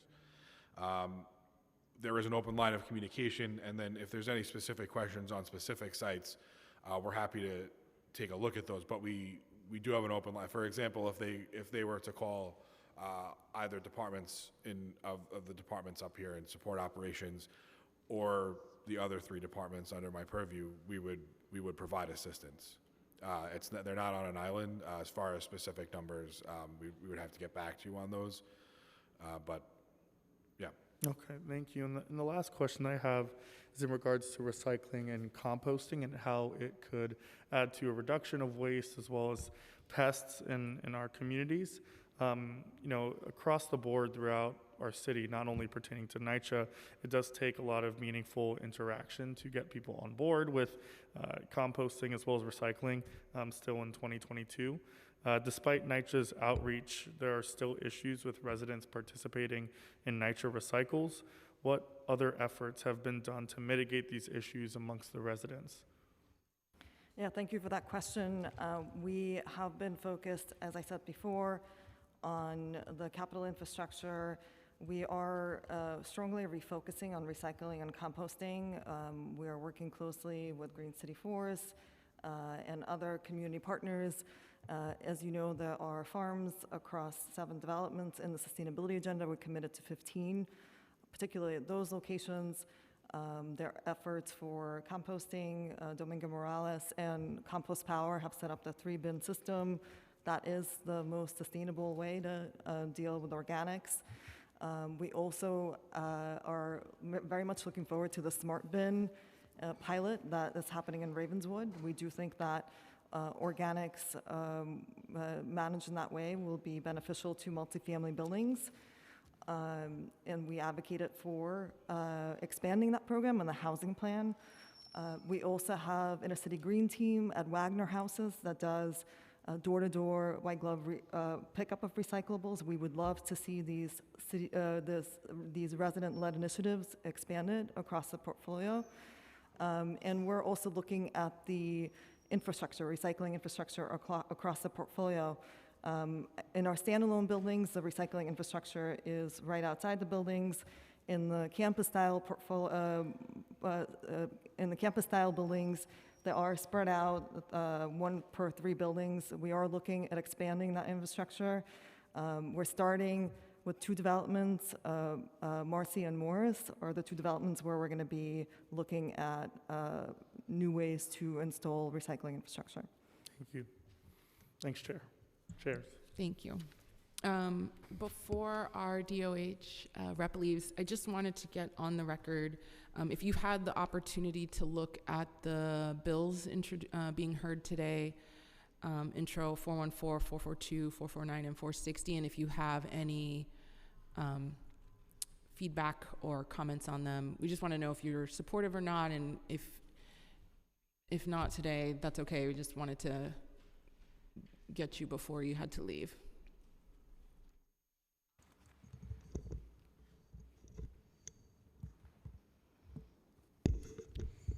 So on intro 442, that is a bill for the buildings department, and we look forward to working with the council and with our colleagues at DOB on that bill, but we'll leave it to them to take a position. Okay. On intro 414, we appreciate the intent of that bill. The department, as I noted before, is very committed to transparency. We'd like to work with you on fine-tuning that, but we are aligned on the intent there. The other 2 bills, I believe we only got this morning.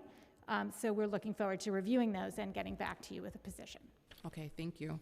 And you're the person to follow up with for that fine-tuning? You can follow up with our intergovernmental office, and they will be in touch with me, and we can work together. Thank you.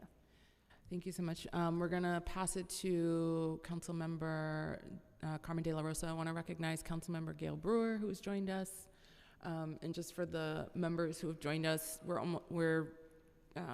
we'll just go to you too if you have questions after, and then Alexa and I will resume several pages of questions. Thank you so much to both of our chairs for this great hearing. I had a question specifically about the trash chutes. I represent specifically 2 developments in Northern Manhattan, Marble Hill Houses and Dykeman Houses. And mostly from Marble Hill Houses, we get some complaints about the trash chutes sometimes being inoperable or tenants not throwing the garbage to a trash chute and then placing them in areas where then rodents have access to them outside of the building. I know that the Tenants Association, which we work closely with, has started a few years back their own little internal campaign trying to educate the tenants about where the garbage goes rather than placing it outside. But I was wondering if there was any interventions that NYCHA could provide and some supports for that type of help. It's also because some of the garbage, doesn't fit through the chute, and there isn't spaces where folks can properly recycle their garbage. And so I wanted to know what the plan was and what can we do to support the tenants who are taking matters into their own hands and trying to educate their neighbors on some of these issues. I appreciate the question. It's one that I tried to answer as I was developing the comprehensive waste management plan when I first came to NYCHA. It became very clear that the chutes are very small. They were designed for something totally different than they're being used for today. When the buildings were built, the waste was largely organic and it used to go into the incinerator and disappear. I recognize that now that the waste has tripled since the buildings were built. Not all of it is organic, and typically the 13-gallon bag that you get in a supermarket doesn't necessarily fit into the chute. And so we have worked across 60 developments to install 262 enlarged trash chutes on the ground floor. Those hopefully will help with disposal of larger bags. As I mentioned before, we are also, as a part of our design build initiative, looking at additional infrastructure that would be closer to the buildings and allow our residents to dispose of their trash right outside the building. We're also partnering with the Department of Sanitation on what we're calling Clean Curbs for All, and looking at mechanical pickup of containerized waste that typically would go into a large garbage bag on the street. We don't want to see that for many reasons. Many of you mentioned pests. So that is another initiative where we think that placing these outside the buildings will allow residents to not have to go to the chute potentially and dispose of their waste and recyclables and maybe organics right outside their buildings in a containerized manner, and allow Department of Sanitation to pick it up in a mechanical manner.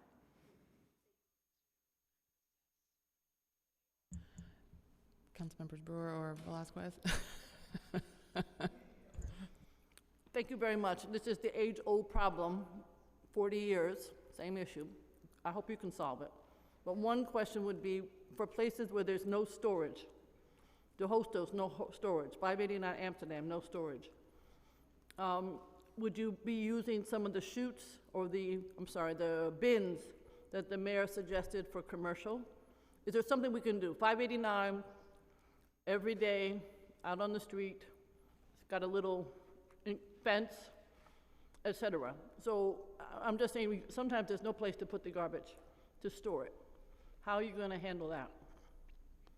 Yeah, absolutely. Thank you. So we'll look into that. I could give you every development in Manhattan and what the problem is. Well, we are more than happy to hear every specific issue and take a look at each of them individually. As we were saying earlier, every development has an individual need, right? What the Hostos needs is different than something that Grant needs, right? We're happy to look at all of those different things. I think something that what we have been doing and rather successfully is taking spots with low rates of containerization, right? And identifying spots of greater need, and we're actually moving refuse between the two sites, right? So somebody's not using their containers, we'll find a use for them, right? We'll take garbage from somewhere else and move it to that. And like I said, as far as the specifics, we're happy to look at each site in its own light and make those changes. And as I've said to all the members of the committee, I'm happy to walk through those with you. Those big bins that we went to see at Times Square, you know those big bins that the mayor's paying a ton of money for?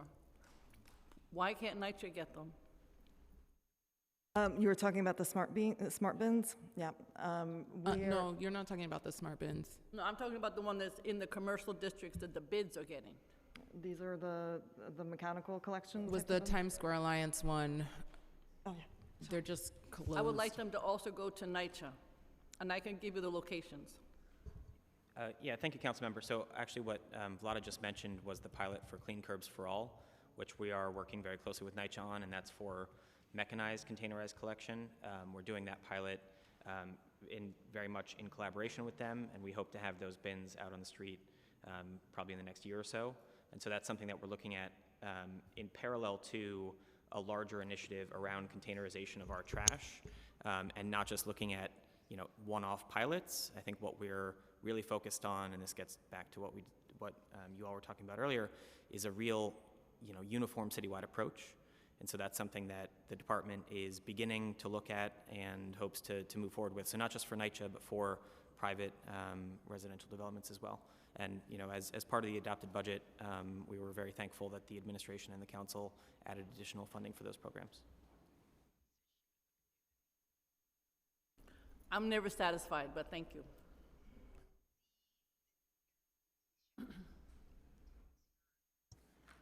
Great, thank you. I wanted to go back to Councilmember De La Rosa's line of questioning around the chutes. We understand that there was a survey conducted of the garbage chutes doors, which can obviously pose danger to children. And as we learned last year after the death of a child in the Bronx, they pose a unique fire hazard as well. Can you tell us the results of that survey? How many chutes are in that survey? And essentially, what is the new progress and how many are in need of repair? Yes, thank you, Councilmember. Chair, apologies. Thank you, Chair. So we inspected 20,497 total doors. There were 9 missing doors, 0.3%.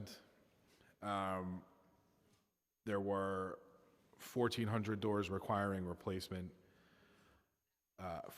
1,464 doors for the exact figure requiring replacement, 1,139 doors reported having chute jams or compactors out of service, which we corrected separately. 2,232 doors were reported not operating as designed. They had obstructions or are dirty. And 2,881 doors were reported missing decals. We're still in the process of finishing this up. Our goal is to have it done in the end of this month, early next month, and we're happy to share those findings when fully complete. As far as any of the issues that I just mentioned, needing replacement was 7.1% of all of our doors, 5.6% were jams, 10.9% were operational issues as they had obstructions, and 14.1% had missing decals. We'll get you exact numbers on what has been repaired versus what's still out there, but once those surveys are completed, they're submitted to property management to handle it. Will those results be included in the individual action plan items?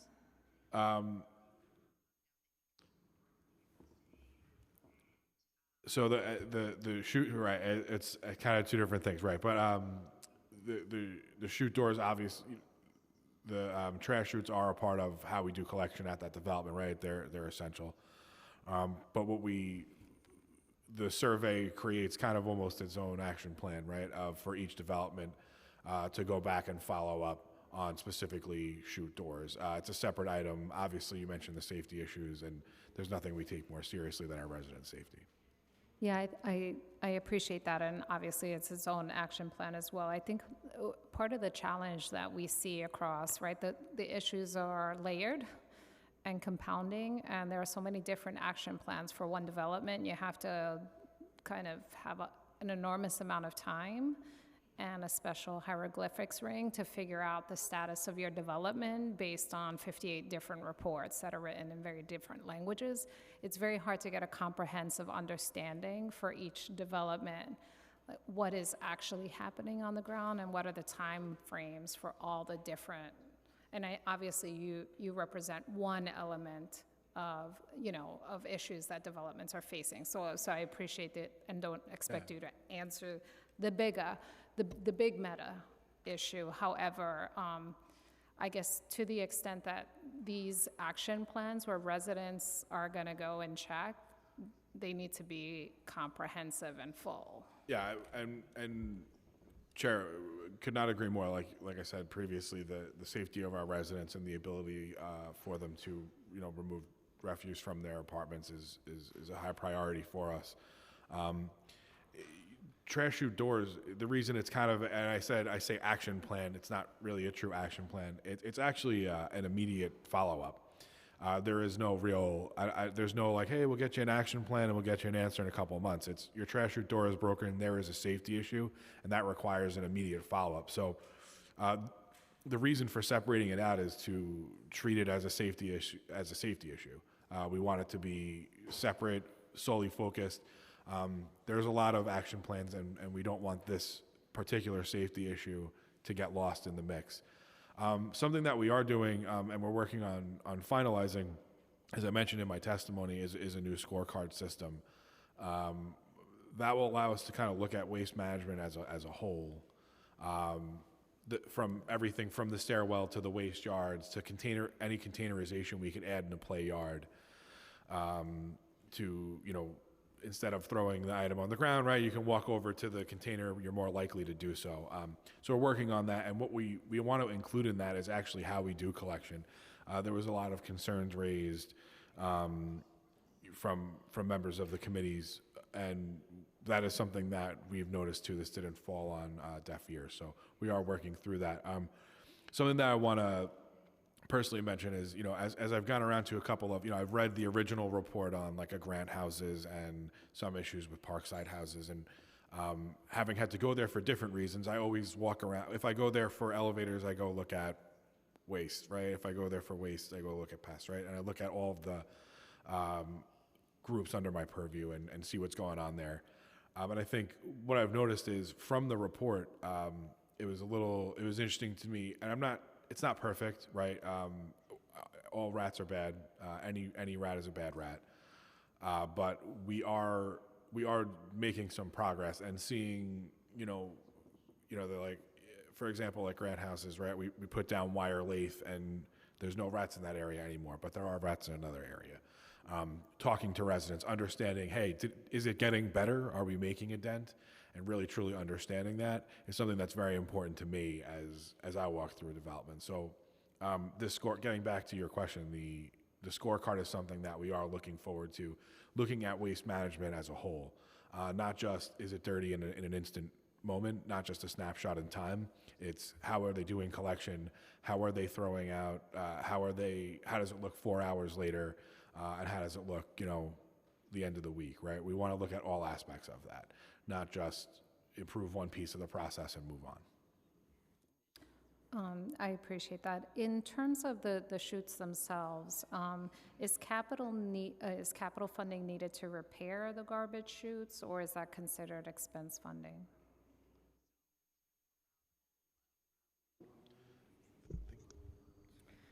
I think it depends. If there's a larger project in the development and a comprehensive betterment, it would be considered capital. I think one-off shoots may be considered expense. But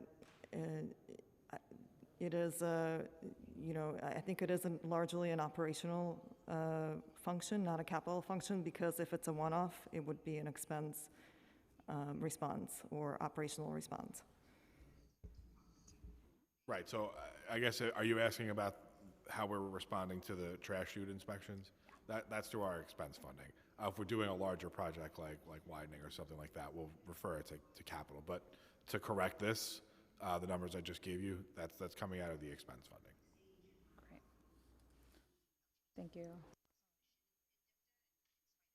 I'd love to kind of take it back a little bit in terms of we understand as a result of the federal monitor agreement, there is now a new centralized waste management department, and there was reorganization done, and much of the work that you discussed is a result of that reorganization.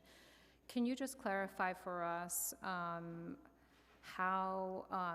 what the budget of this department is, what the budget is for resident outreach of this department, and just talk to us about what it actually looks like and how the residents have benefited from this kind of restructuring. Yeah, so I'll start with just on the high level point before we get into the budget and items like that. So obviously, pest control and waste management are often roped together, but I think the purpose of this, what we have seen, is that having a department solely working together under the same umbrella, but solely focused on as opposed to like, oh, if I do this, it's gonna have. No, we want to solve both problems individually, but make sure that they solve the total problem, right? Which is reduction of rats and insects, rats and infestation. That was kind of the separation of that, and I can get into numbers if you give me a moment to look at the exact notes. I don't want to misquote.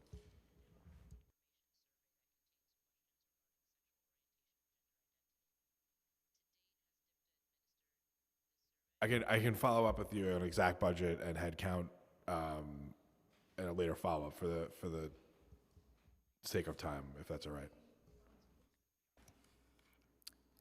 Is the department fully staffed at this point? Yeah, we have some vacancies, but we're working diligently to backfill them. As far as both waste and pest control, so waste management is almost fully staffed. We're working on some ways to make data more readily available with using existing resources. Pest control, as we just may or may not have previously mentioned, is the pest control department supports the borough pest control operations and provides oversight as well as some operational support to those departments. So looking at pest control as a whole, what we have as a vacancy in the centralized pest control, we can speak to that, of course, but we have vacancies versus what they have in the field operations offices, property management operations offices, represent the totality of our pest control efforts. Got it. In terms of, we understand the federal monitor uses the waste management measurement app to measure waste conditions at NYCHA.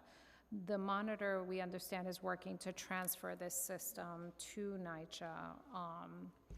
Can you talk to us a little bit about where NYCHA is in that process?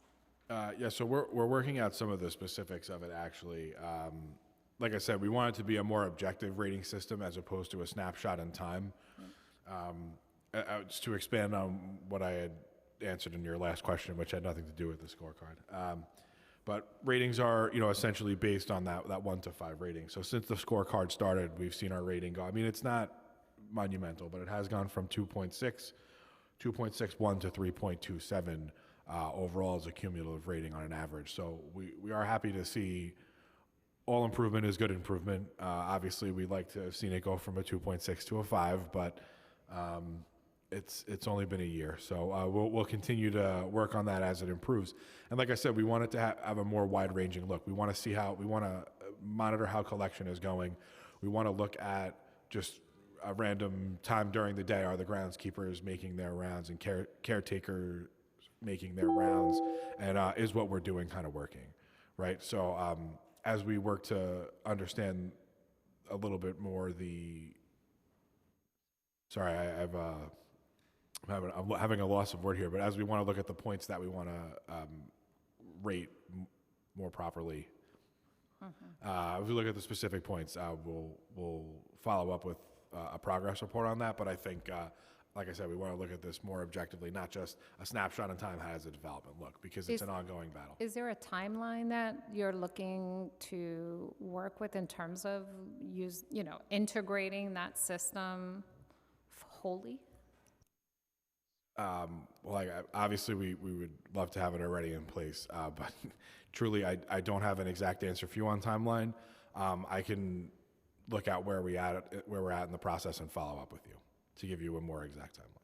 Great. We love clear timelines. Yes, I don't want to say tomorrow, and it's really 4 years from now. So. Well, I think we need it yesterday, but we'd like to hear back from you on a concrete time frame. I don't know. You want to? Yeah, I can take over, give you a little bit of a break.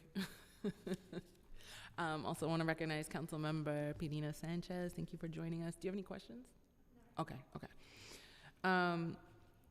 So moving, just kind of continuing with general sanitation operations, can you describe NYCHA's plan to pilot the pneumonic waste collections and which developments are currently receiving this infrastructure?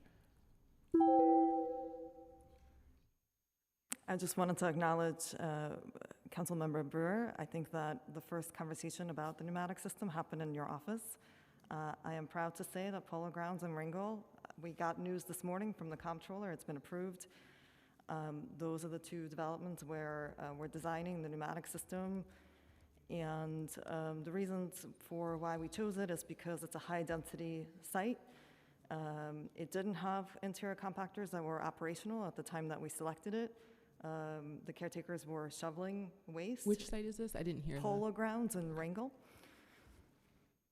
And it was very clear that this location needed a significant waste intervention. I think many of you who have been there would agree. The reason we focused on Polo Grounds in particular is because it's a very high-density site, tall buildings, over 30 caretakers were taking care of that location. And as we were figuring out a pilot location, we recognized that we didn't want to pursue a lot of permits, cross streets. Trenching costs would be high if it was a larger campus site. So Polo Grounds really fit the bill. Okay. So right now, this is currently the only pilot? Polo Grounds and Ringgold, those two locations. And just for clarification, this has started or you've gotten approved for? We've gotten approval from comptroller this morning, and the work will begin this summer. Okay, great.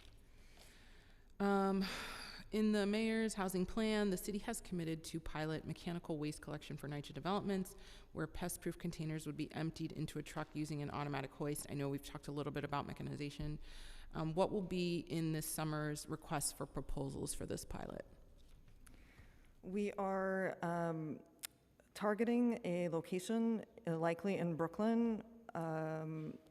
It will be a cluster of NYCHA developments where we would install these containers, whether they're above ground or underground, depends on what comes through in the RFP. All of these locations will be curbside, where we have curbside pickup at the moment.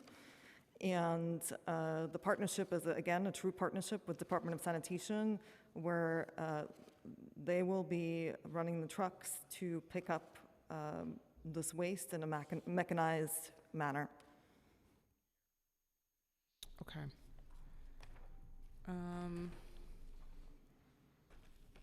Thanks for elaborating on those criteria. How frequently, I mean, this is kind of a basic question. This isn't necessarily one of ours. How frequently does garbage collection occur at NYCHA now, and how is frequency determined? Could you repeat the question? I'm sorry. Sorry. I missed the beginning of it. Sorry. Thank you. How frequently does garbage collection occur at NYCHA, and how do you determine that frequency? What sort of metrics do you use? Could you tell us what developments are on your list that need more trash pickups?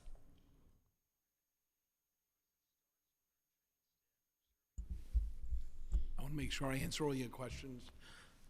Excuse me. I got my water today. They're generally, most developments are picked up 3 times. It's either 2 or 3 time collection. They're generally, I'm talking from the curbside angle, that they generally will be collected the same as the neighborhood, of which they reside. But a majority of our developments, which is, I'm going to say, about 75% right now, are either containerized or share containerized, which I had mentioned before, so that we basically get service on demand. Most places have schedules. We know how much is generated at each location based on past history, and sanitation is always 100% responsive. Like, for example, if we had a problem at a development, we had a problem with a development that had 2 radioactive loads of garbage. And it was, I know it automatically piques everybody's, like, why did that happen? It's generally outpatient chemotherapy that, you know, somebody they don't let us know about it, and it ends up in the garbage. And depending on whether the garbage was picked up by one person, put in one container and then the other container, generally it's too late by the time it happens because it was in one container and another container.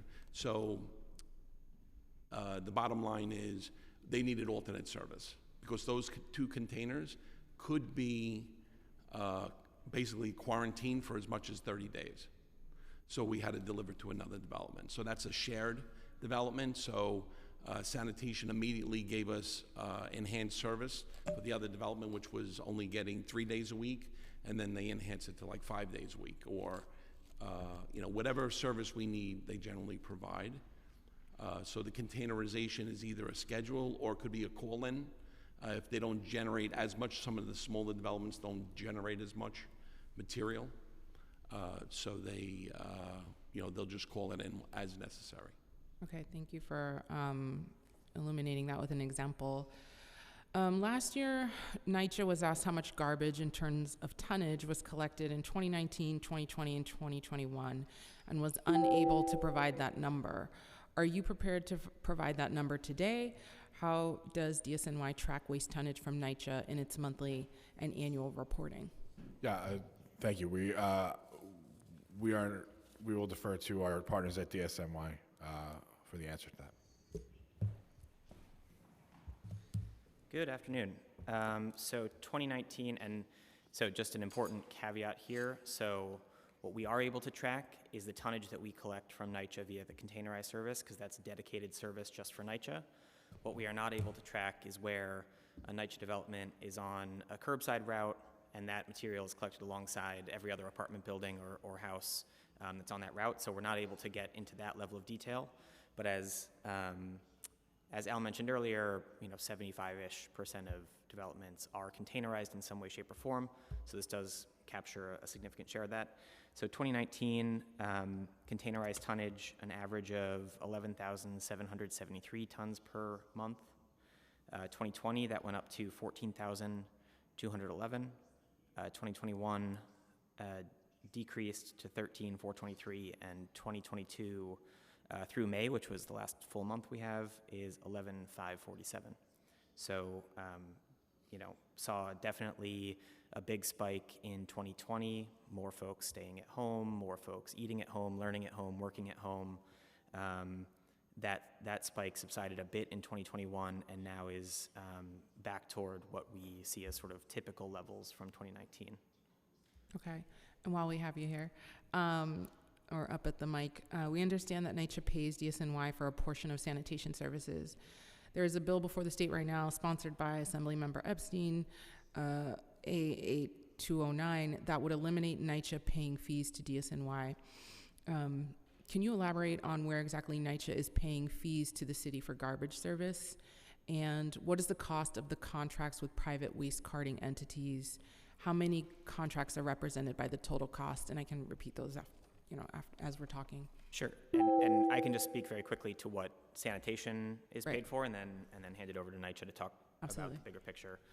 So sanitation does pay us for some supplemental curbside collection service. So that's in a neighborhood where there might only be 2 times a week collection. They might pay for a 3rd or 4th day of collection.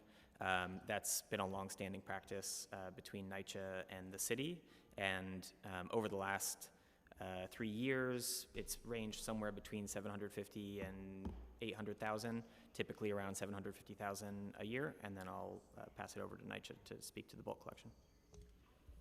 Yeah, and so for the, you're asking for the number specifically for?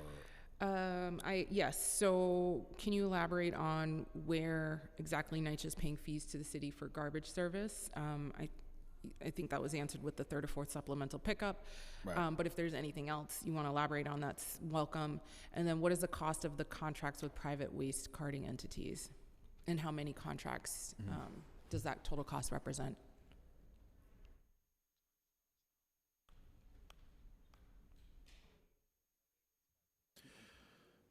Yeah, so we can get you the exact number of contracts and exact expenditure for our carting contracts. The additional cost that I have for bulk pickups is just over $7 million. Just over $7 million. Million. $7,182,717. Okay. That's for the private carting contracts, right?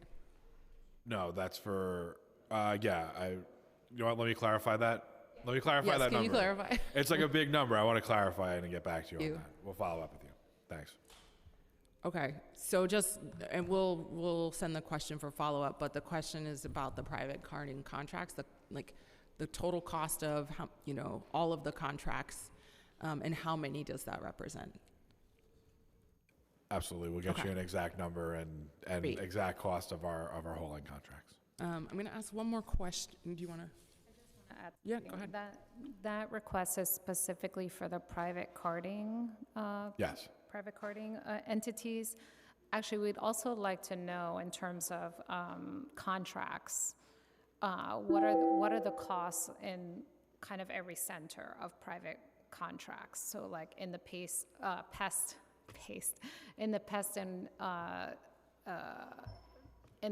area, how many contracts have been accepted in terms of number and like total value? Okay. And I guess in every other area, we would like to know in comparison how many private contractors and vendors we're using in each of these areas. Okay. Understood. Great. We will get you that exact information from our finance Okay, department. great. I just have one more question, and then we can kick it to Lincoln for a minute.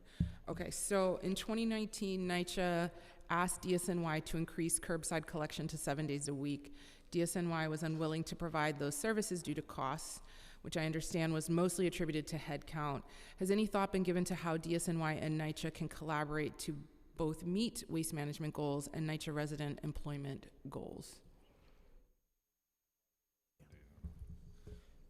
Sure. So, I think if costs were not an option, I think we would love to have more service in a lot of places.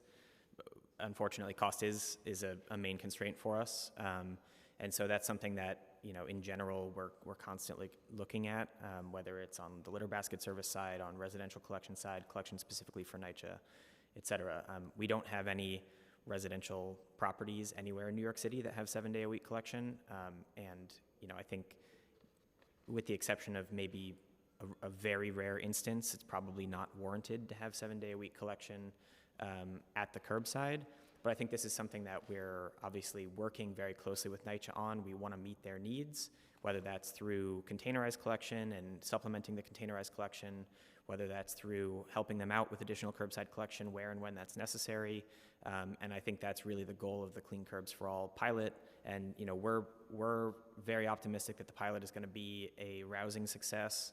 And we'll be back here a year from now talking about how we can expand that pilot to a much larger universe of developments that are currently curbside. Okay, great. We'll kick it over to Councilmember Ressler, and then we'll come back for some recycling questions. Great, thank you.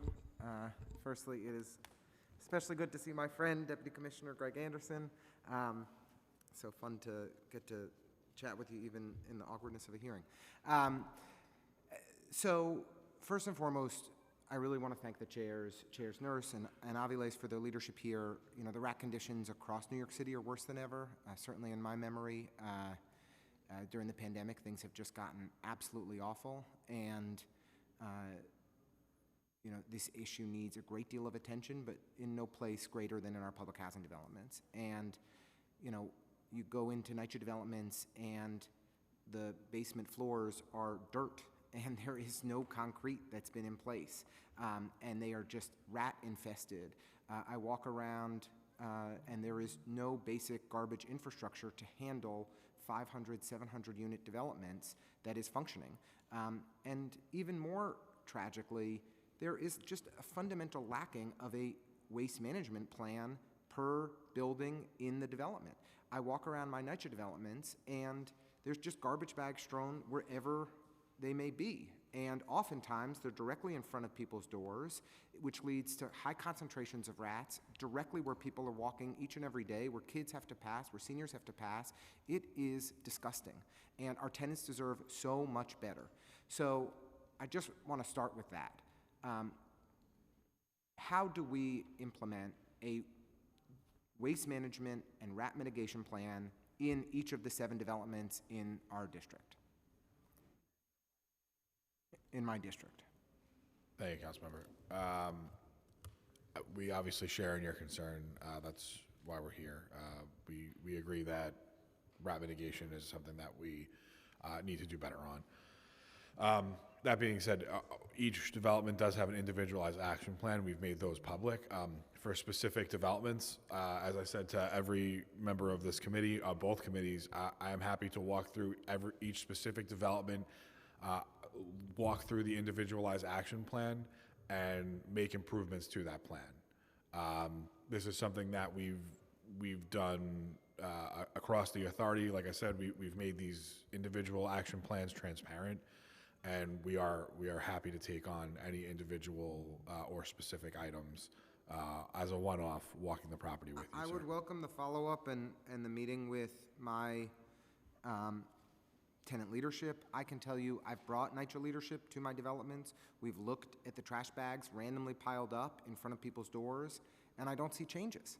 And so I appreciate that there may be an action plan that's sitting on a shelf. If it's not actually making a difference in people's lives, then it's not worth very much. So I am angry about this because the conditions that people are experiencing are totally unacceptable, and they're avoidable. And if we put the trash bags in the right places and containerize them properly and invested in the basic infrastructure that any large-scale development of multiple hundreds of units should have for compactors and the like, then we wouldn't have these issues. They are eminently avoidable. And so I will follow up with you, and I would appreciate the opportunity for a briefing on each of our developments for how we make that happen.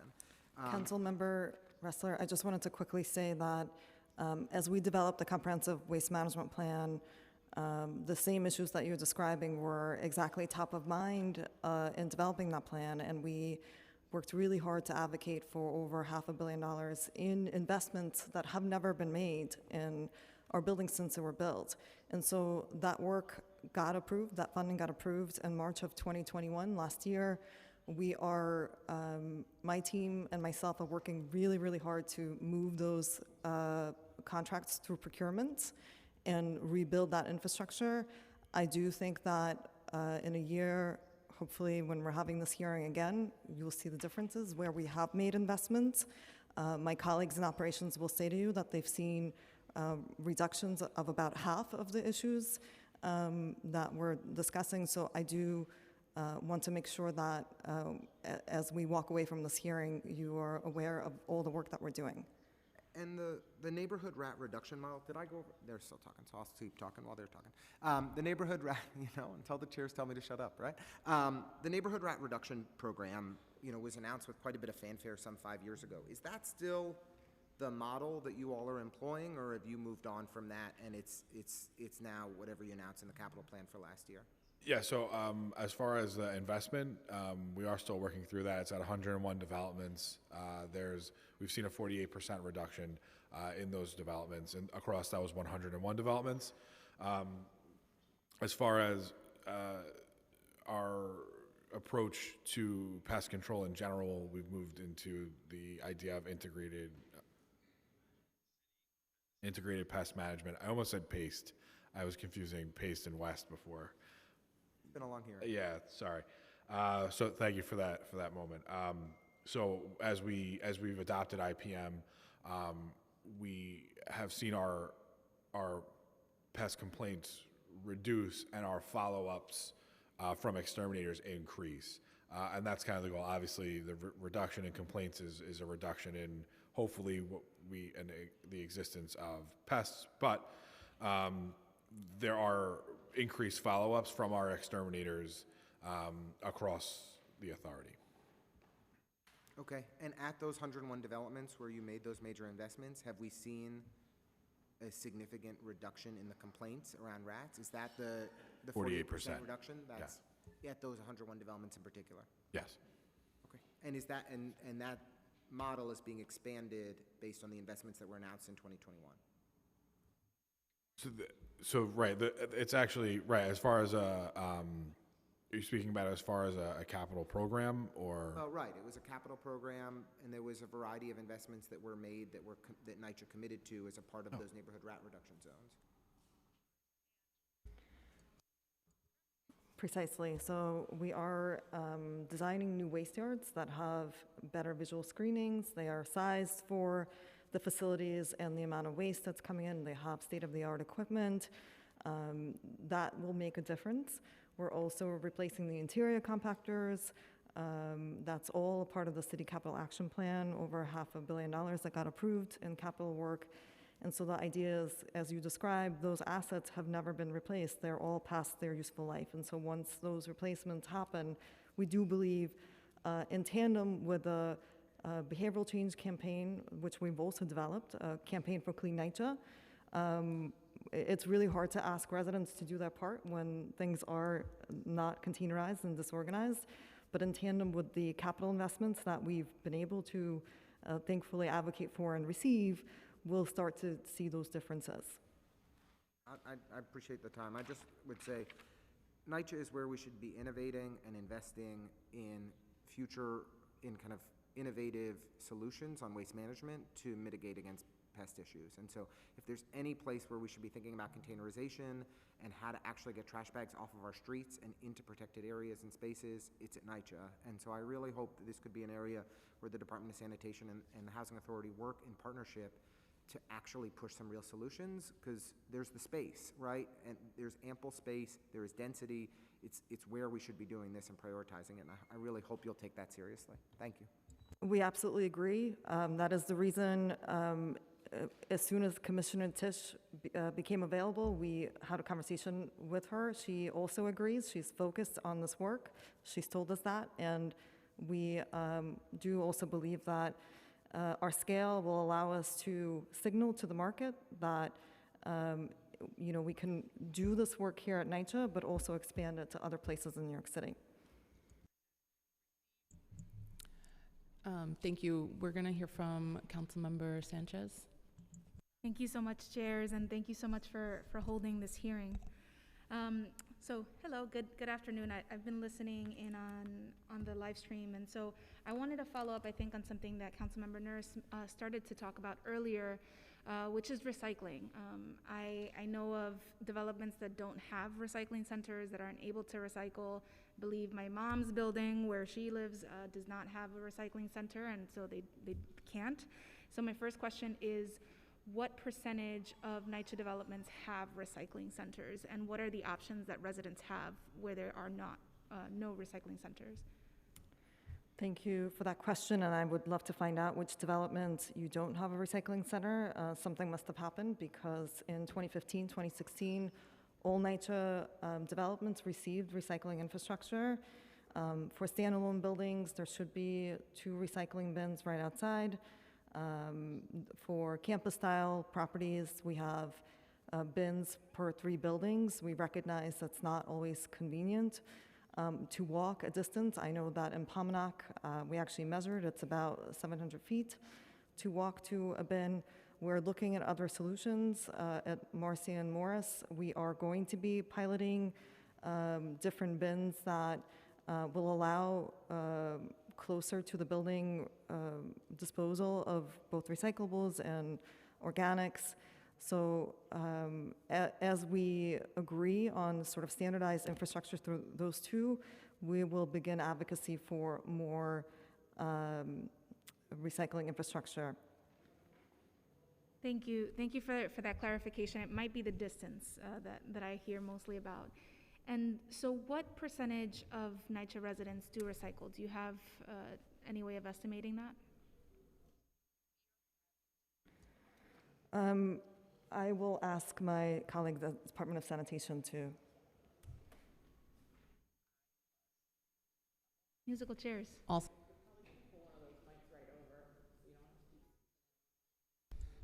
That's okay. If we're going to stay on recycling for a while, I think she can take a breather.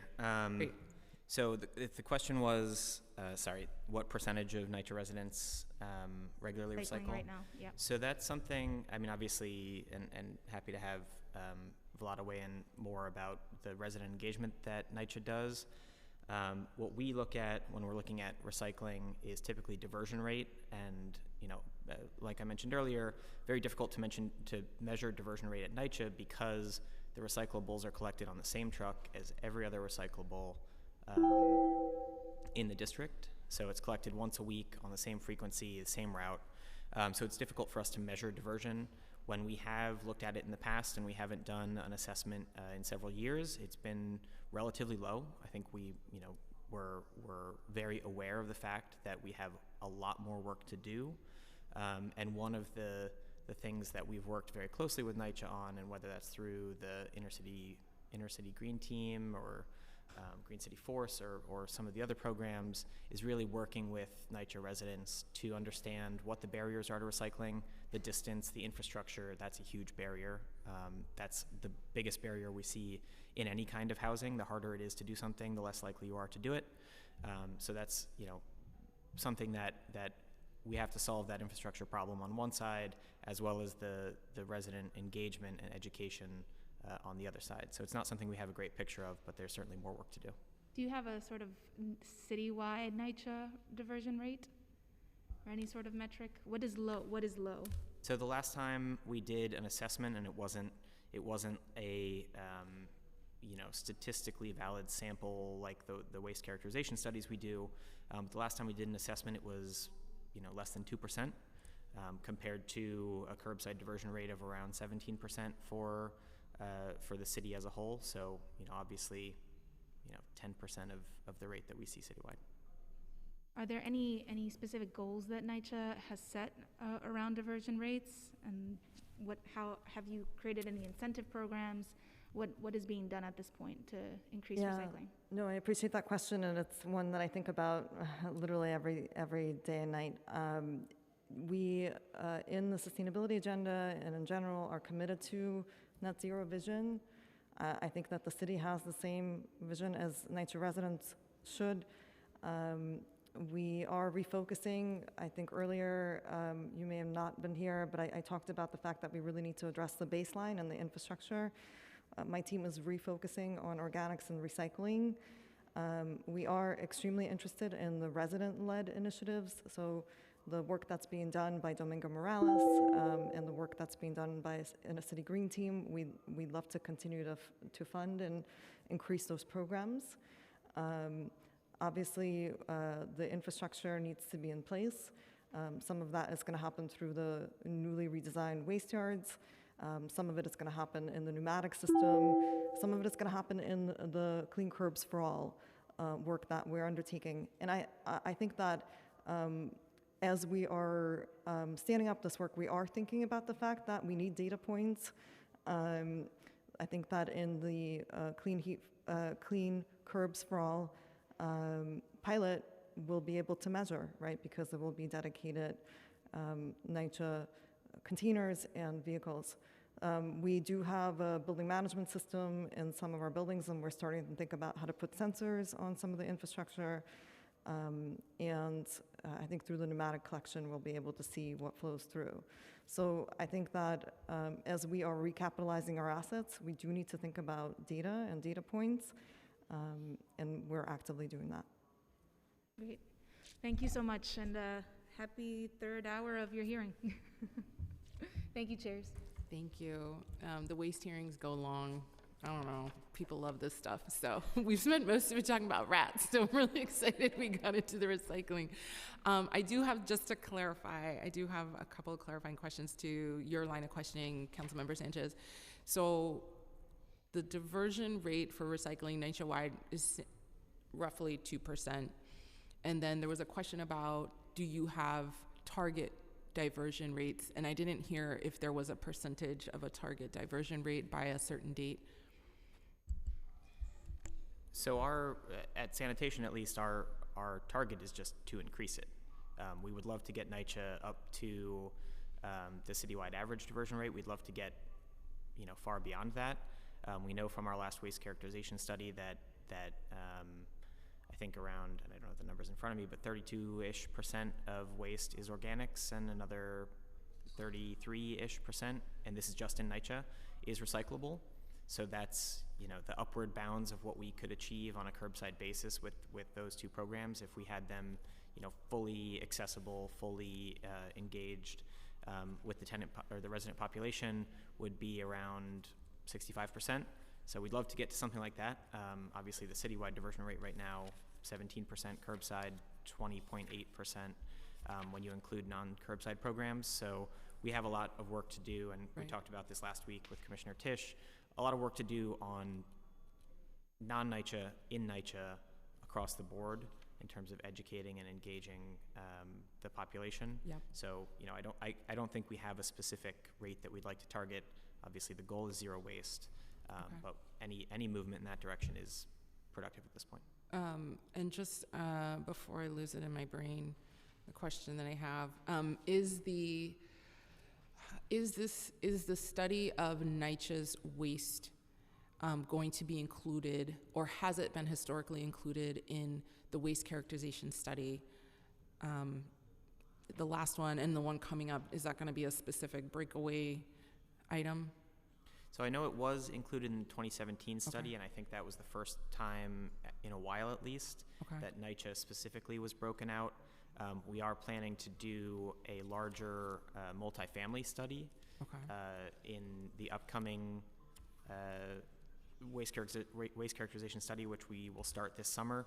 I don't know right now if there's a NYCHA specific breakout there, or if we're just looking at multifamily properties in general, really trying to focus our efforts on how do we improve diversion, what kinds of materials can we capture from people who live in apartments specifically compared to single family or small multifamily homes. Okay, great. And just while we're here on recycling, how many recycling centers in NYCHA are indoors versus outdoors? Councilmember, they're all outdoors. All outdoor, okay. It was on here.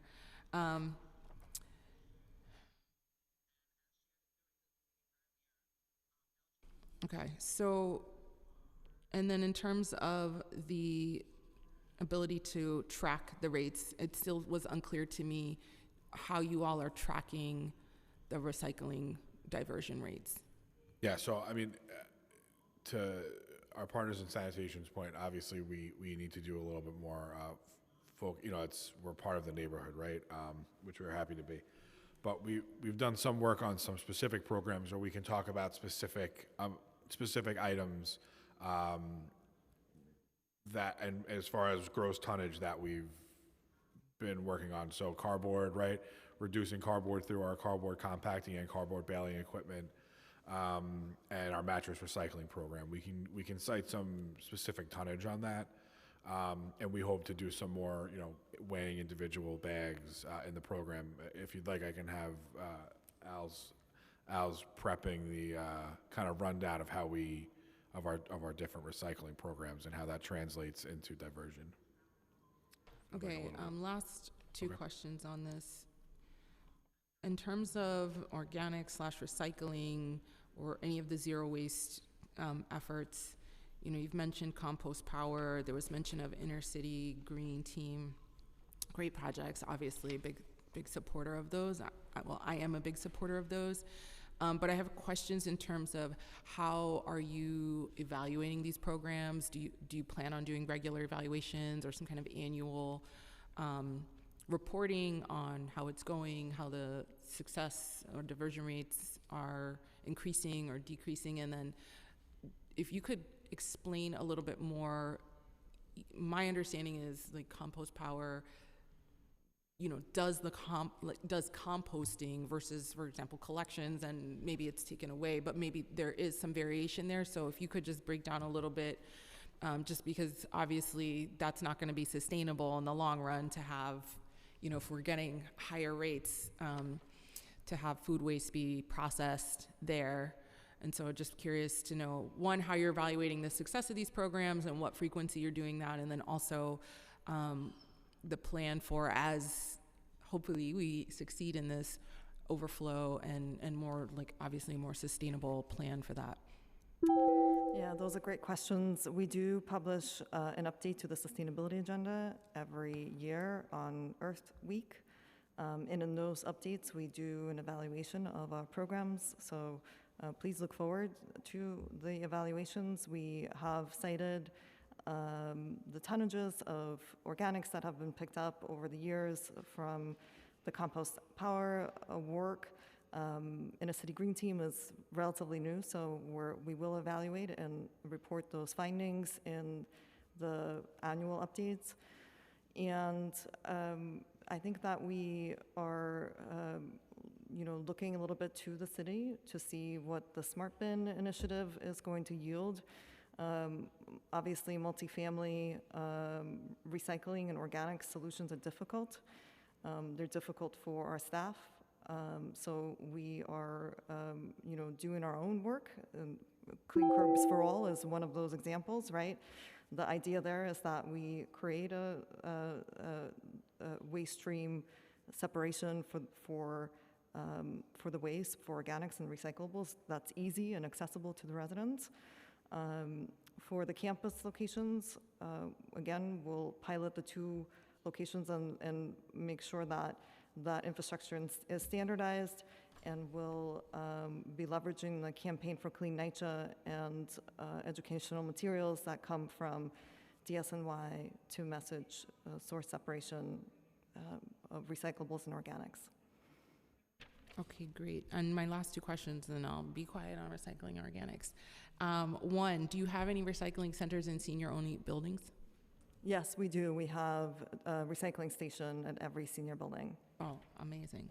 And lastly, 7 developments were slated to have yard waste construction complete by December 31st, 2022. Are those projects on track? Sorry, yard waste? Yes. Oh, waste yards. Have waste yard construction. Sorry.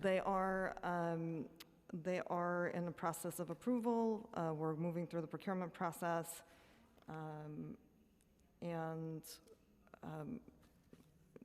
We are a little bit delayed, but I think that as soon as we're able to move through the procurement and approval processes, we'll be able to start.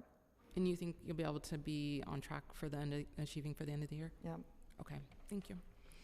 That's all my, you wanna go? Thank you so much for bearing with us. We realize our questions are a bit meandery, but we appreciate your patience. I'd like to talk a little bit about resident outreach and support. And obviously, again, they've been integrated into many of the comments here around the importance of engaging residents around waste management and pest mitigation. What are some of the educational efforts that are being implemented right now? And what is the budget for those efforts? So I'll repeat again the Campaign for Clean NYCHA. I think that's our signature behavioral change campaign at the moment that we completed at 5 developments, and we're evaluating the results. The idea is to scale it across the developments. So that is one effort. We also engage on the capital projects. We do extensive stakeholder engagement on the waste yards in particular, and work with the residents on making sure that they understand the infrastructure is coming that way, understand that there will be improvements, there'll be construction work. So those are the efforts that I'll talk about, and maybe I'll pass it on to Josie and Al to talk about any of the other work that's happening in their space.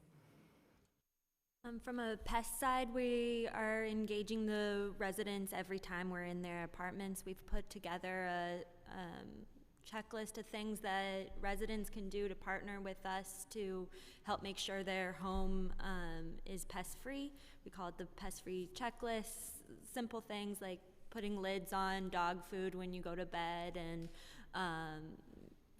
making sure like food is covered in general, things like that. And we use it as a kind of a jump off point for the exterminators. They give the flyer to the resident, hey, I'm here for your extermination appointment. We're doing things differently. We'll be using the HEPA vacuum to vacuum up roach shells. We are looking for holes. We'll be caulking around your cabinet. This is how to prepare for us next time. If we see pests, an automatic follow-up, as Keith said, will be created. So that's how we're trying to educate residents and kind of on that one-on-one aspect. So you mentioned that Clean NYCHA was piloted in 5 developments. Is that correct? And you also engage on education when they're capital projects, which there are just a few. Where NYCHA is 335 developments. Is there any effort to do any consistent, systematic resident engagement, either through the TAs or not just based on, pilot projects? I just want to make sure it's understood that 194 developments will be getting capital improvements. So that is, we'll be touching many developments across the portfolio. We've just started in a few, as you mentioned, 7 design build projects at the moment, but this will be scaling. So I think that would be an opportunity. And that's the reason we focused on creating the campaign for Clean NYCHA, so that we have an active campaign that runs in parallel with the capital investments that are being made. I'll also mention that the campaign is developed in the 5 HUD languages. It's English, Spanish, Russian, simplified Chinese, and traditional Chinese. So, we are making sure that we're doing communication in all the languages that are available. And when we scale, we would target, if there are additional languages that need to be used for translation, we would be doing that. You read my mind. Thank you for. And to clarify your earlier question, the contract for the campaign is roughly $240,000, but it only creates the materials and the rollout, and allows us to create the rollout plan. As we scale this rollout up, which we will be doing on completion of the pilot, we'll rely on our internal resources, which is our resident engagement department and the Department of Communications, to enhance those materials and get the message out. I hate to do this, but could you repeat that one more time? I had a hard time hearing all of it. Better? All right. So the campaign contract is roughly $240,000. It only creates the materials, the tests, and the rollout plan. As we scale this rollout up on completion of the pilot, we'll rely on our internal resources, such as our resident engagement department and our Department of Communications, to to scale it up for us. And this is specifically for the Campaign for Clean NYCHA. Campaign for Clean NYCHA. Thank you. Gotcha. I wanted to follow up on something you mentioned earlier in terms of the pest management and the pesticides that are used. You mentioned that residents can go to the website and actually look at stuff I'm sure is incomprehensible because it's probably in scientific language. Are there opportunities for residents who are not connected to the web and would not be oriented that way, that they can get access to information that they could understand? And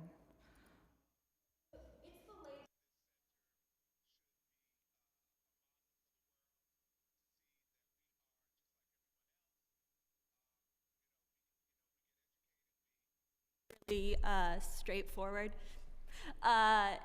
But yeah, if a resident ever has any questions about what's being used in their apartment, they should just ask the pest professional. They have the label on them, and they're a professional, and they can speak to them in a way that they can ask any question. Great. Thank you. And I think the other element to that is language accessibility. So I know you can't guarantee that any vendor or exterminator will come in with 5 languages, but that certainly is a point of concern that residents have, live access to understanding what is happening in their units. Yeah, and Chair, just to elaborate on what Josie's saying, part of our training program also includes our exterminators and our exterminator vendors, right? We want to make sure that they're they're aware of the level of engagement that we're expecting prior to going out into the field. And the pest-free flyer that I was saying that the exterminators give out is also translated into the different languages, and you can take a look at it. It's on our website as well. Great. We will definitely look at it. In terms of, is NYCHA actively conducting outreach to inform residents of job opportunities that occur as a result of the waste management efforts and initiatives? So we've used obviously some of the city cleanup corps as a pathway.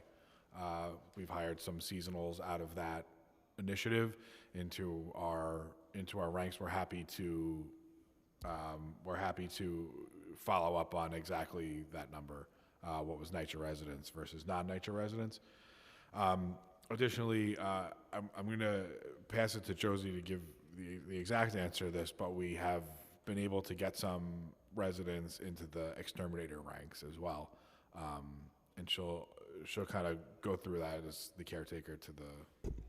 Yeah, we have the resident economic development team that is always doing outreach to NYCHA residents about different opportunities, and they have this program that's like the Resident Academy.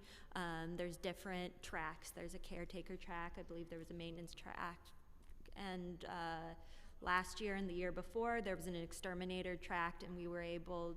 They did a month of training on extermination. Then they had to take the DEC 7A exam. When they passed, we were able to hire them on as pest control aides. We have hired about 40 people in the last couple of years through this program. It's a program that we've done before, and it's exciting because a few of the supervisors of exterminators that are currently supervisors came on through this program about 7 years ago. I can think of 3 people. So it's a nice opportunity to get into a skilled trade. Did you say 40 people over several years? Do you know? 40 the last 2 years. Let's see, in 2020, I'm gonna have to get you the exact numbers, but it was about 18 or so last year, and then the additional the year before. Got it. And how are those opportunities made available to residents? How do they find out about these opportunities? So the Reese Department does a lot of outreach to residents, but I'll have to get back to you exactly how they do the flyering and outreach and all of that. Have you been able to track retaining? Are folks staying with these jobs longer term? So we'd have to get back to you on exactly how long folks stay. But I think the nice thing about the caretaker through the waste management program and the caretaker in through the pest control program is that these are actually these are skilled trade. They become in the pest control area anyway, a skilled trade union job. Yep. So hopefully they're staying with us forever, but we don't have the answer to that currently. We'll get that back to you. Thank you. In terms of how are residents informed about proper collection sites in the developments?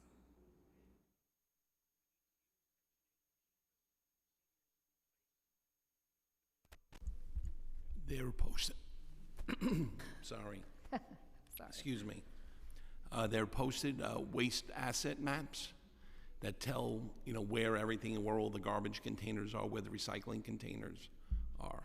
And where would you find those? Posted where? In the lobbies? They should be in the lobby. They should be prominently displayed in any location. Even above that. If there's any concerns, specific concerns that you have, please let me know. Oh, great. I'd love to find one in Red Hook. Okay. I mean, in most lobbies you go into, you have like kind of about 20 different long lists, tomes of rules and regulations in very small font in ways that no one would ever read. I wonder if that is among them. Just something that we had including in the technological upgrade, things that we have looked at and considered. I'm not saying this is, again, we have, like at Polo Grounds, we have had a digital signboard. I don't know if you're familiar, if you've ever seen it. But again, instead of having all the flyers and things to replace, it's something that's more current. It's something where it's dynamic, it could be changed, and you can actually have today's weather so people look at it, to kind of draw their attention to it. So I know we had that as one of our pilots and one of our considerations, but I agree with your assessment of, again, I've been to Red Hook East and West, several times in the last 6 months, and the amount of capital work being done, the Sandy work, is exponential compared to most. And I do,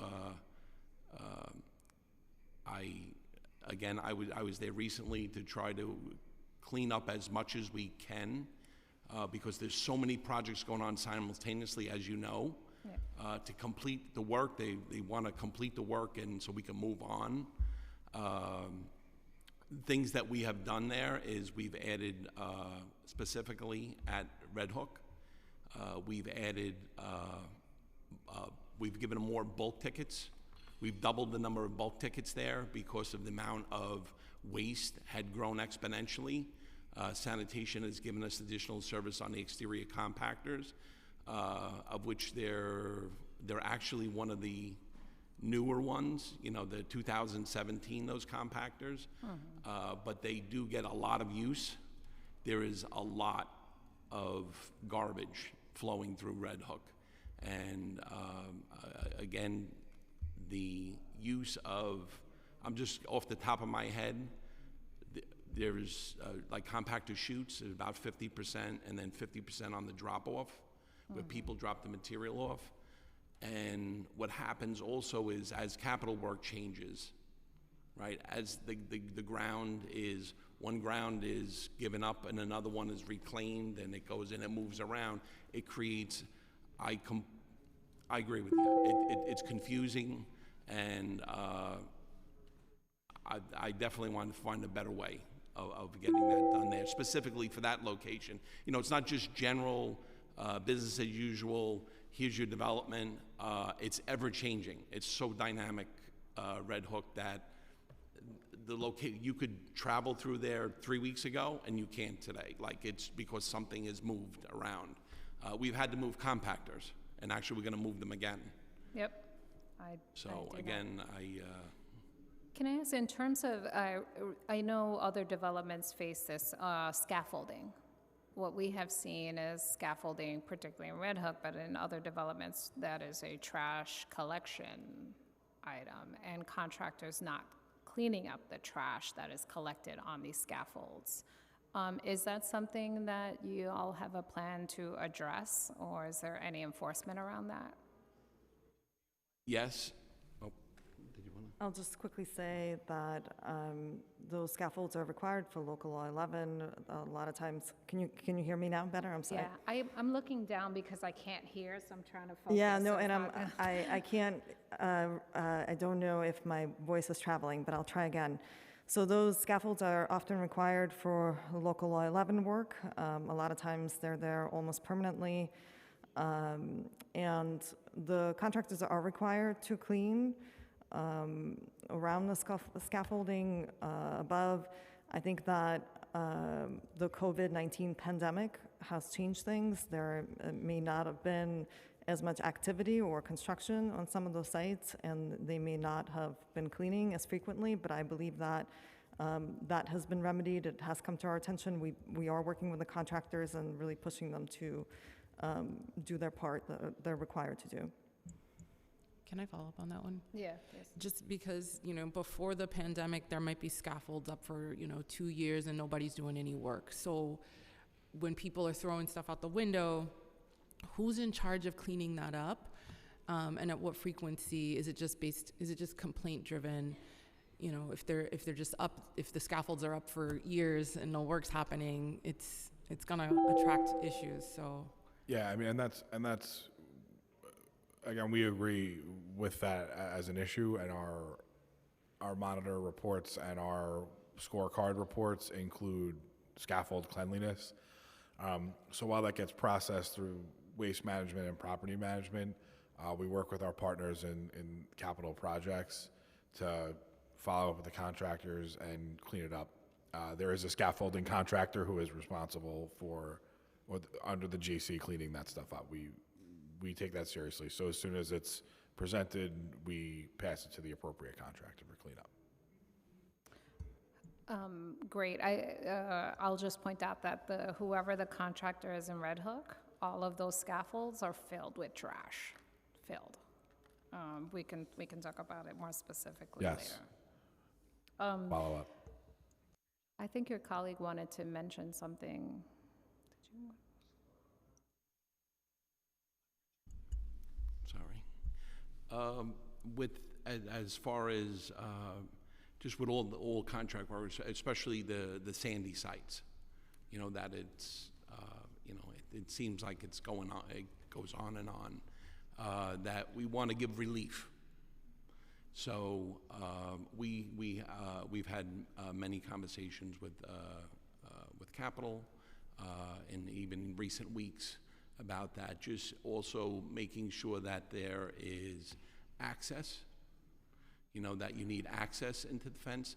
Sometimes fences are put up and then you want to clean it and you can't find the spot.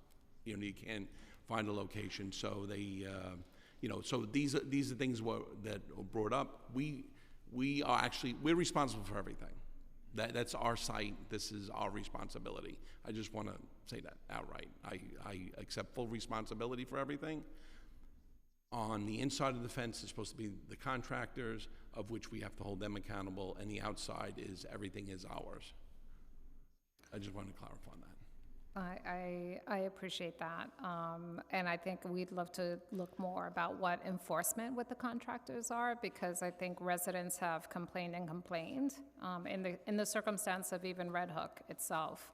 And we see no relief in terms of the contractors not only fixing, doing their own debris, but we see they're very comfortable. They get enough space that they need, and yet there's not a whole lot of relief on the outside in other ways. So we could certainly follow up more specifically on the contractor there. And we're happy to follow up on the specific of East Red Hook, East and West with you, of course. Great. In terms of, I'm just going to pivot really quickly to actually, no. In terms of the green city, this City Green team that we've talked a lot about, that seems to be a model and people are very excited about, and there's a lot of talk about how important it is for resident engagement.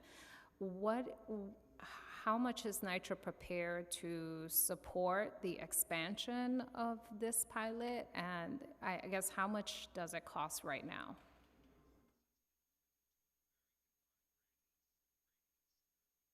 I'd have to get you the exact number, and while we're speaking, it's in a couple of $100K range for the single development.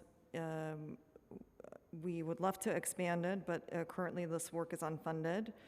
I think that we want to evaluate and make sure that it is successful, as Chair Nurse was asking me earlier. And I think that once we see the results, which I hope it's a huge success, I think it's going to be, we would start advocating for dollars specific to this program. I appreciate that. And to do the quick pivot, and then I want to call on Councilmember Brewer. In terms of the capital, what we see in this current budget is the mayor allocated its full capital commitment to RAD impact, with no capital for other work and other developments that are not slated for privatization. How does that impact waste management programs that need to be implemented and all the other developments? Yeah, so I think we've talked a little bit about rat impact previously, but they are the equity between the two is the same, right? We support that on from the support services operations piece and the sustainability piece of NYCHA. We support those residents, and we support any projects going on in those developments.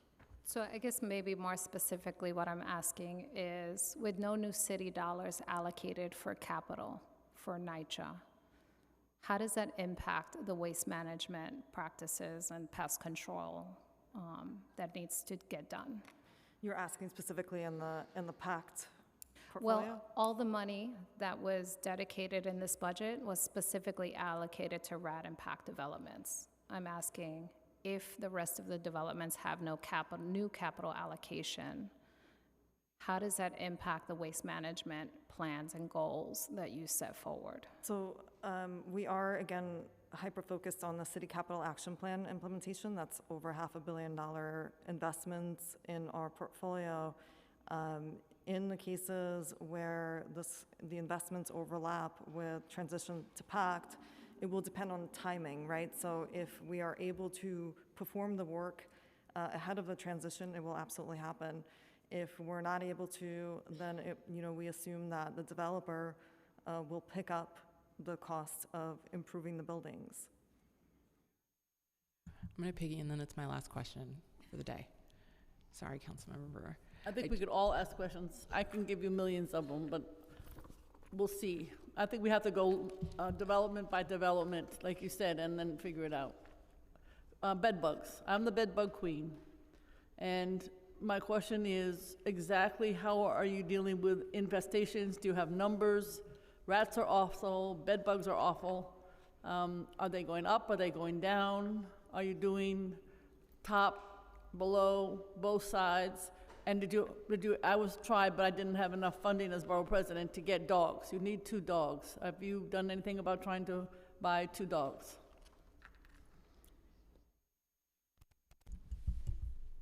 Hi. So as of right now, we have 266 bed bug work orders that are currently open. Bed bugs are about 1 or 2% of our overall pest complaints. Our biggest pest complaint is roaches. With bed bugs, when we go in, if the exterminator sees live active bed bugs, they put on the work order, corrective action taken.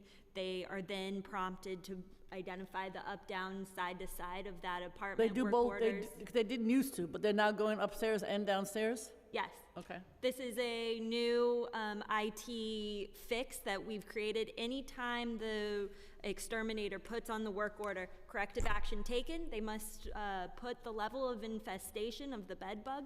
They are then prompted to identify the up, down, side to side of that apartment. This is for bed bugs in particular.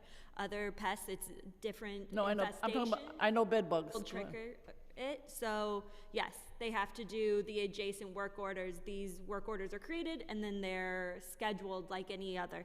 As far as the dogs, no, at this time we are not looking into buying Are you dogs for bed considering, bugs. HPD has dogs, but you're considering buying them? Is that something that would be on your list? Because tenants complain, they call me from all over the place about bed bugs. Sometimes you don't know if they are really gone.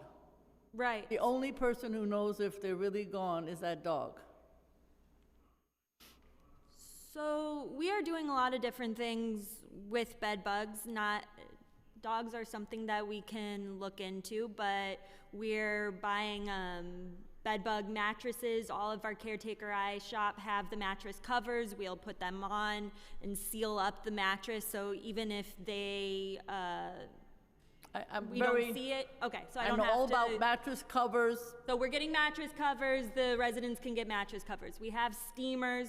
We use pesticides. We use the bed bug monitors that we put on the edge of the bed so we can see if it's. All right, so do you find that your 1 or 2% numbers are going down? Are you monitoring them in some way? Yes.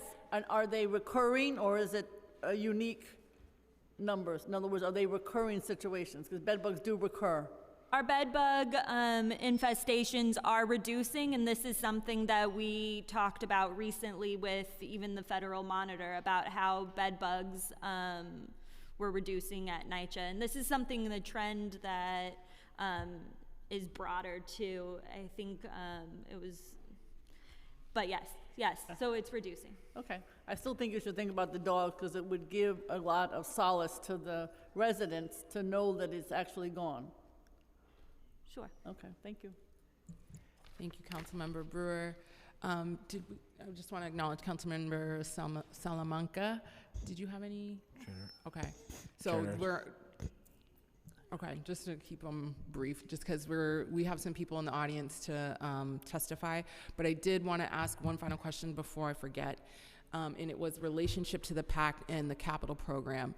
So you mentioned if the capital comes and we get to the project before it goes into a conversion, great. If not, then it moves on. But what is the consistency? Because as Councilmember Faria mentioned, there aren't necessarily universal standards happening across all the developments. So there were mentions of, the bins get cleaned down. We know the bins don't get cleaned down consistently on the PAC run properties. Things are supposed to be emptied every day. They're not emptied every single day.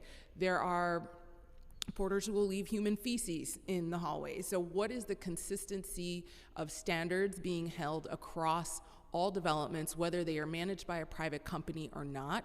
And in terms of both capital, in terms of cleanliness, in terms of services for the residents and response time, it just feels like there are two different systems happening. And when, as members, we call and you all attend the meetings, like we're on these monthly calls and monthly, WebEx meetings with NYCHA, with I'm naming Penrose, but with private management companies, with other elected officials. We have the same list of complaints, the same list of questions, the same unopened cases, and I'm just wondering, how is this going to be addressed as we have maybe trust and PAC and NYCHA and 3 different types of people managing these developments? Yeah, absolutely. I mean, so to be clear, there we go. To be clear, we still have oversight of PAC developments, and we work closely with our partners and those private partners, right? If there's any specific issues, we're happy to take them back and work on them. But you all are on the calls. What's that? You have NYCHA representatives on all the calls, so the specific issues are constantly being brought to the forefront. I'm just asking for greater accountability and consistency and how specifically that's going to look. Yeah, the expectation is that when the property transitions to PACT, they still need to be following the individual action plan that's been developed for each development. So that is the consistency that we look for. I think that some of the issues that we're discussing here are addressed by the nature of the work, the comprehensive upgrades that are happening at these developments. The walls are sealed. You don't have some of the same issues that are happening on the public housing side. So we are, again, I think time will show if the issues do subside. But I think that in terms of within the buildings, some of the issues should subside due to comprehensive work. On the exterior, we recognize a lot of the PAC properties are scattered sites, so they're standalone. A lot of them are curbside collection. As we talked earlier, the hope partially is that clean curbs for all is that solution for the PAC properties, and that's the standard containerization that we're all looking for. I think that as managers and as members of the public that you're representing, we all want to know that we're getting consistent treatment across the development. So I think that we are going through a transformation, as you know. You mentioned the trust. I think similar things will need to be figured out in that portfolio. But I think that, again, to answer your question, the individual action plan for each development is what we would hold the developers accountable for in the PAC portfolio. Thank you. And Chair, if I may, to follow up, I hate to go backwards, but the inner city green team is budgeted for $250,000 for 18 months of work. You asked the budget question previously. Just No, wanted to answer that. Sorry. that'd be great, and it would be good to, we can follow up with those groups to see how far that funding actually goes into achieving everything. So thank you so much. Absolutely. Councilmember Salamanca. Thank you, Madam Chairs. Thank you very much for the opportunity. Good afternoon. Pre-pandemic, in my council district, in the 17th council district, there was a piece of land that was owned by NYCHA as part of the Morrisania Air Rights property, where NYCHA was storing their garbage for the development. NYCHA decided to take that land, and I don't know if you sold it, but you gave it to Services for the Underserved to build affordable housing there.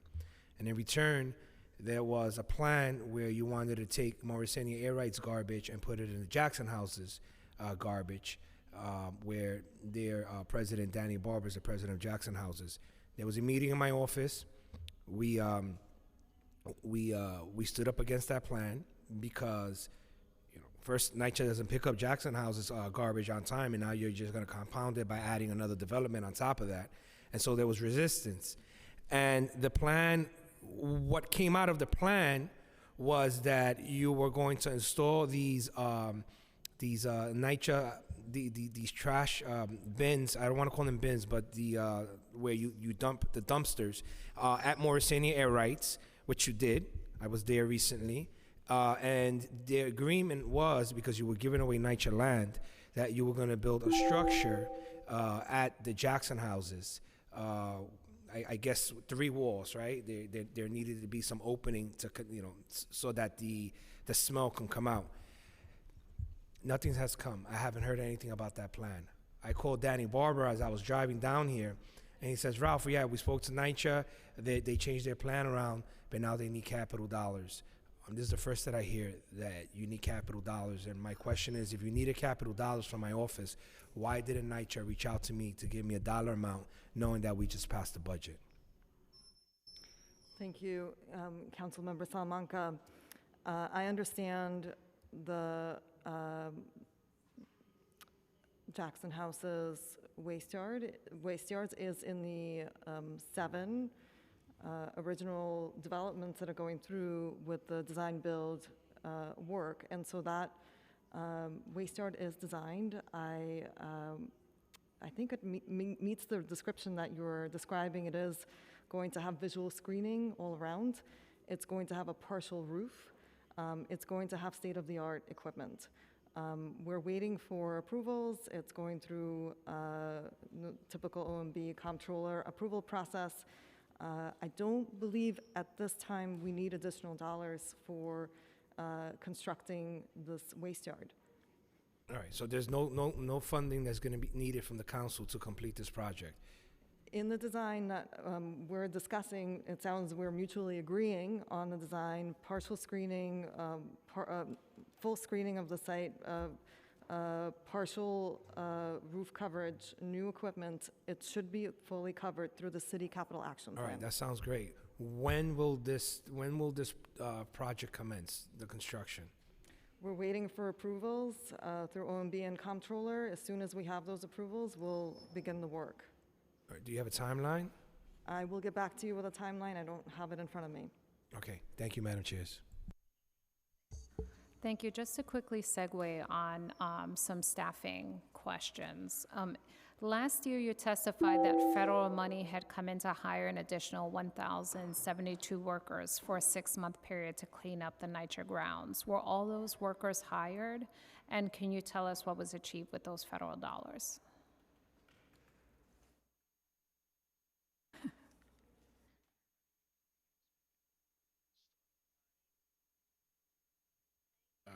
So I believe a lot of those federal dollars, I believe a lot of those staffing lines went to the CCC, the call center. But I'll follow up with exactly where they all went. Okay, thank you. We look forward to getting that report. Sorry, City Cleanup Corps, not the call center. I was reading an acronym. There's 2 CCCs. Go figure. Got it. City Cleanup Corps. Just want to clarify. Thanks. Got it. Thank you. In terms of How many staffers does NYCHA have that work on pest and waste conditions?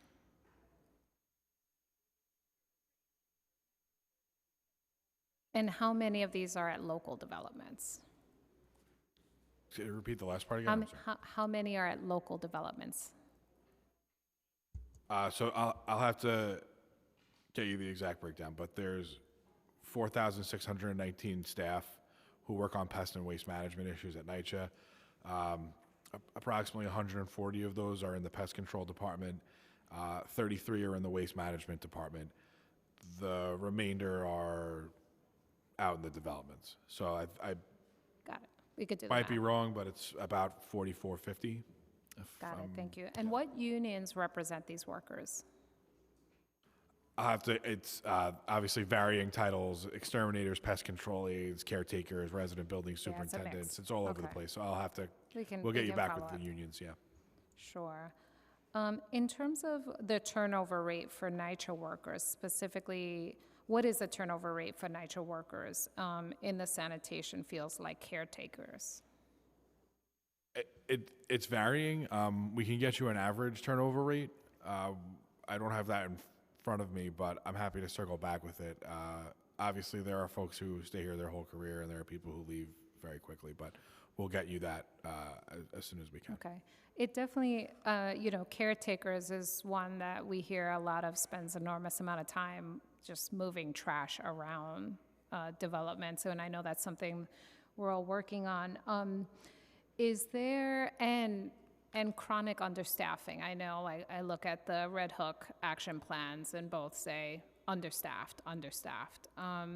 What is the plan to address these areas of understaffing? Yeah, obviously we're working to do consistent recruitment. For example, we use the housing exterminator title. That's on a civil service list, and we're a little bit beholden to that. But what we've been doing is similar to what Josie said a little earlier, as to bringing folks in through the pest control aid. They can still respond to complaints. There's still a technician, and then where we need to do heavily application, we'll use an exterminator who is fully licensed. But we're trying to fill those ranks so that we can respond to these complaints as quickly as possible.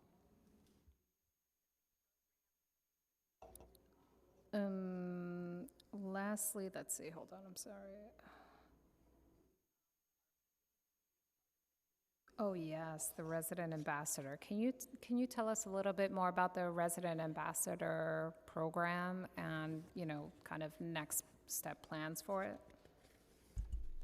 Yeah, so we're using the resident ambassador program in conjunction with our vendors. So we are using 3 pest control vendors that we have very strong oversight. We have supervisors of exterminators with them every step of the way. The resident, or not every step of the way, but we QA about 80% of the vendor work that we're doing through these vendors. The resident ambassador program is an employee that is hired by the vendor, and they go 1 to 2 days before the scheduled appointment. They go, they say, hi, do you know you have an appointment for tomorrow? We're doing pest control a little bit differently. We'll be caulking around your cabinets. We'll be vacuuming.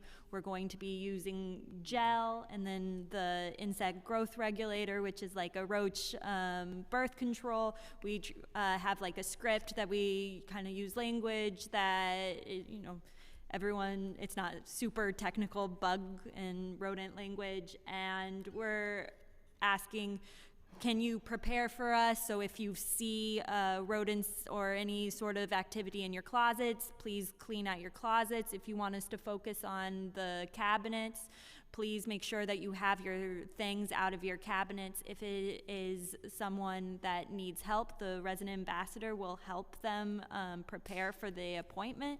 And then they say, thank you very much. We have a program manager on the NYCHA side that has been going out a few times a week to shadow, to make sure that the resident ambassadors are doing what we want them to do. We get reports at the beginning of or at the end of the day. This just started in May, There's definitely been some learning curves. Like, we're making sure that the resident ambassadors get tablets so that they can record it and it's not just like paper. We're fine-tuning the script that we want every resident ambassador to use. We're making sure that they have all of the flyers in the different languages. We're going to make it better. It's not perfect right now. It just started. But we're working with it, and we think that it's a interesting and valuable program. And where are the resident ambassadors working right now? What developments? It depends where our vendors are. Okay, so they flow. Yeah, it's not. It's not forever. Like, we've been at Kingsborough and Reed and Sotomayor. We use the vendor because the integrated pest management work that we're doing with the HEPA vacuums and the caulking and the sealing takes a lot more time. It takes us a lot more time to get through all the exterminator work orders, but we still want to provide extermination in a timely fashion. So that's why we're bringing in vendors. So we take a look at where there's the most work orders, or the oldest work orders, and that's where we schedule the vendors for. Got it. So lastly, before we turn it over, and thank you again for your patience, in terms of, garbage pickup poses unique dangers and hazards. Maintenance workers aren't DSNY staff, and they often don't have the same training or different training. What is being done to protect maintenance workers during garbage pickups? And I personally witnessed maintenance workers trying to manage construction debris in ways that found me a little shocked. So how are we protecting workers' safety in this regard?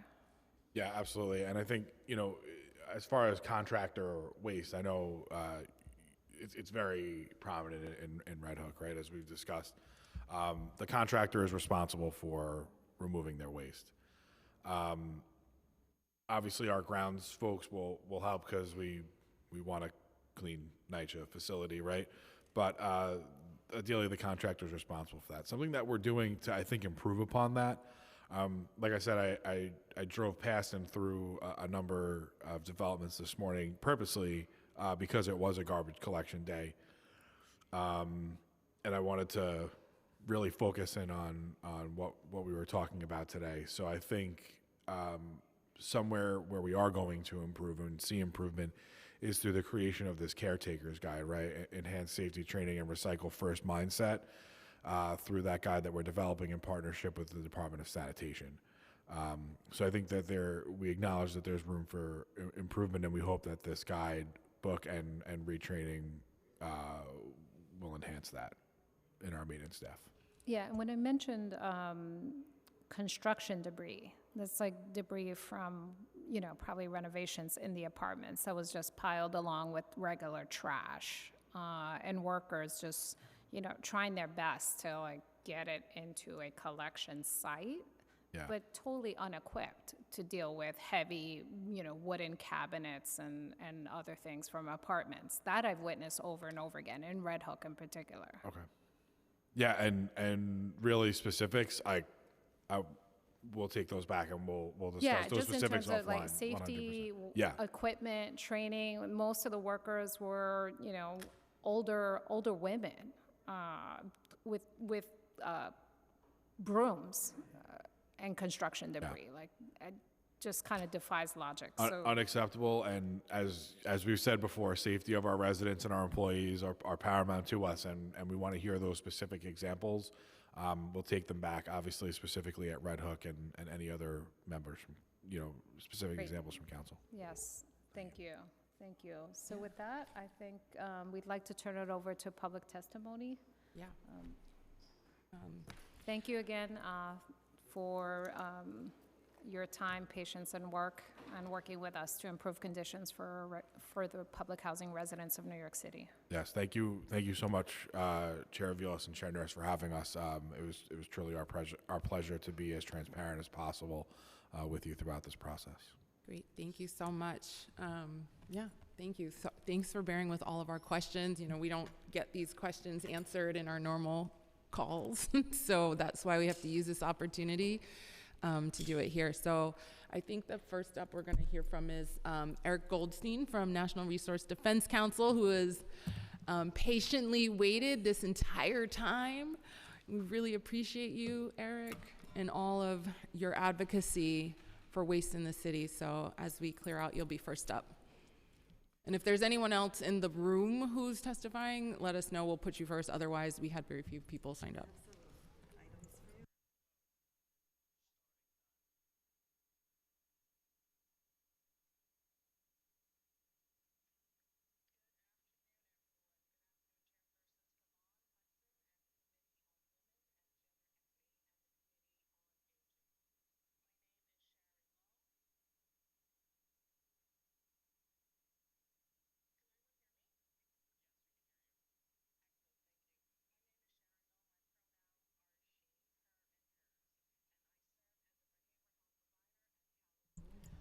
Do you want folks doing testimony up here? Okay.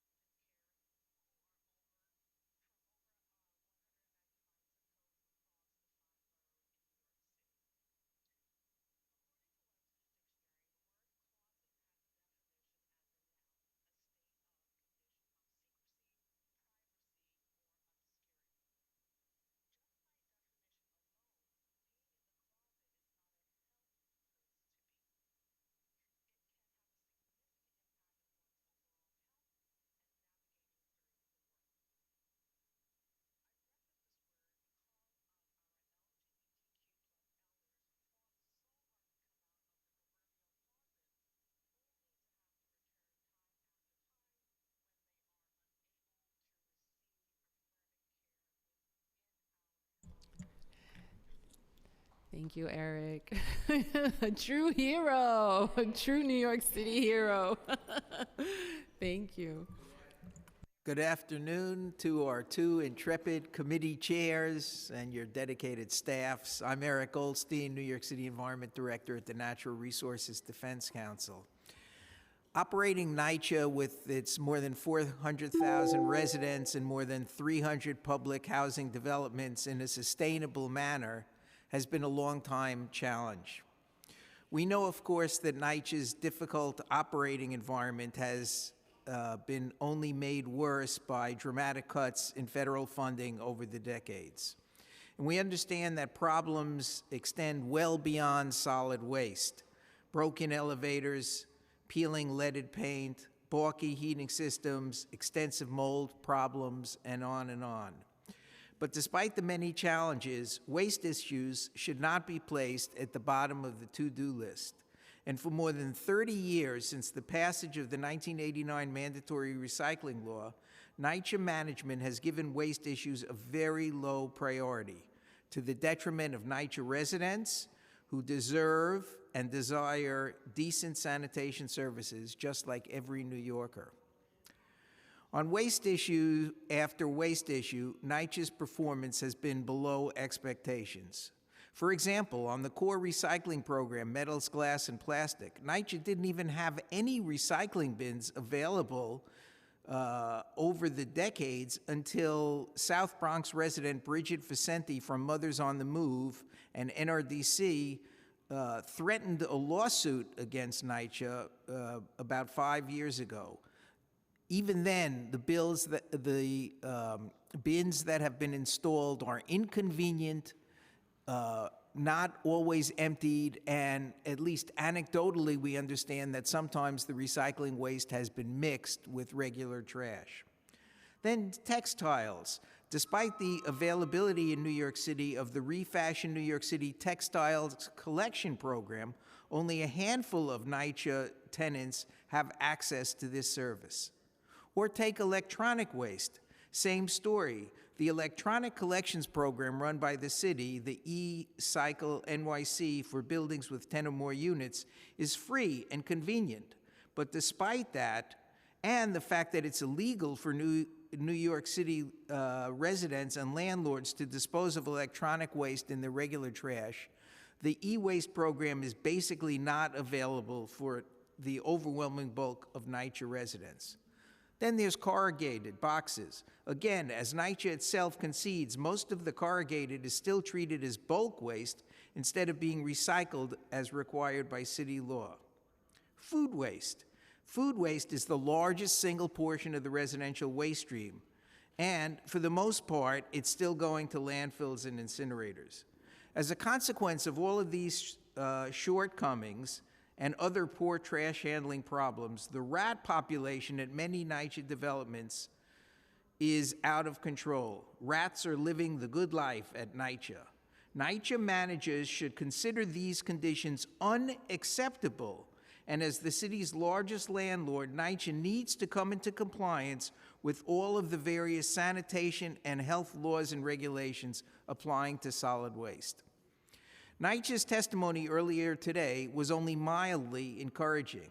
Again, we recognize the space and financial constraints that NYCHA managers face, and we don't question the sincerity of these officials.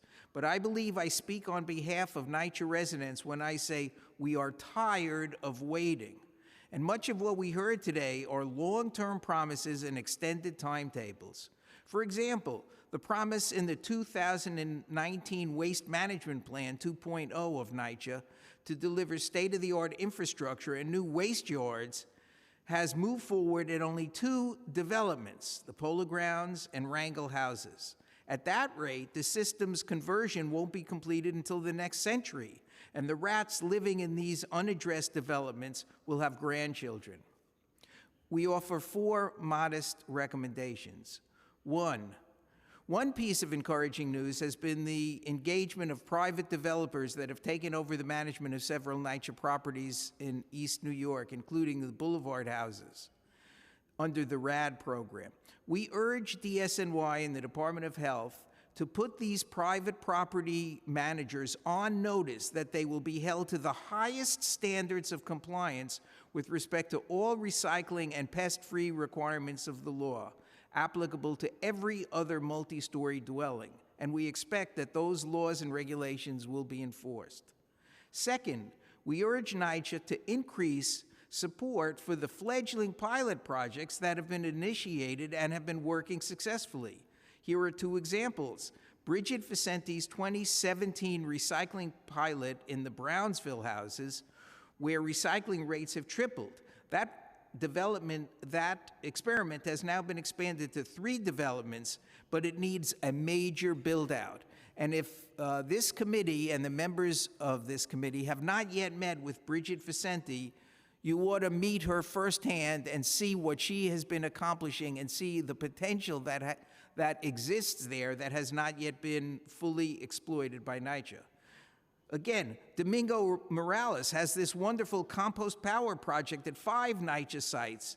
This too should be greatly expanded. And the committee should work with Domingo and his team and work with talented NYCHA residents to build out these programs so that they are more than pilots. Third, NYCHA must be held accountable. They must be held to all of the commitments in their previous sustainability plans, their reports, their testimonies. NYCHA ought to be coming back here every 6 months and give a full accounting of their compliance on their recycling and rat and rodent programs, and present evidence of the monthly NYCHA rat compliance tallies, so we know whether in fact these programs are succeeding or whether the promises are just being pushed into the uncertain future. Finally, again, in terms of rat mitigation, although we haven't had the opportunity to review the proposed legislation in detail, we support their thrust and intent, and we reaffirm our previous testimony that among the most helpful things we can do to address the city's never-ending rat problems would be to pass Intro 244, the universal curbside composting program, since among its many benefits, it will require residents and building managers to place their putrescible trash in rat-proof containers rather than easy-to-tear-through plastic bags. We have been at hearings just like this for years and years and years. And we so appreciate the fact that this new city council, with its vibrant new leadership, is calling NYCHA managers to task, understanding the challenges they face, but unwilling to accept continued delays.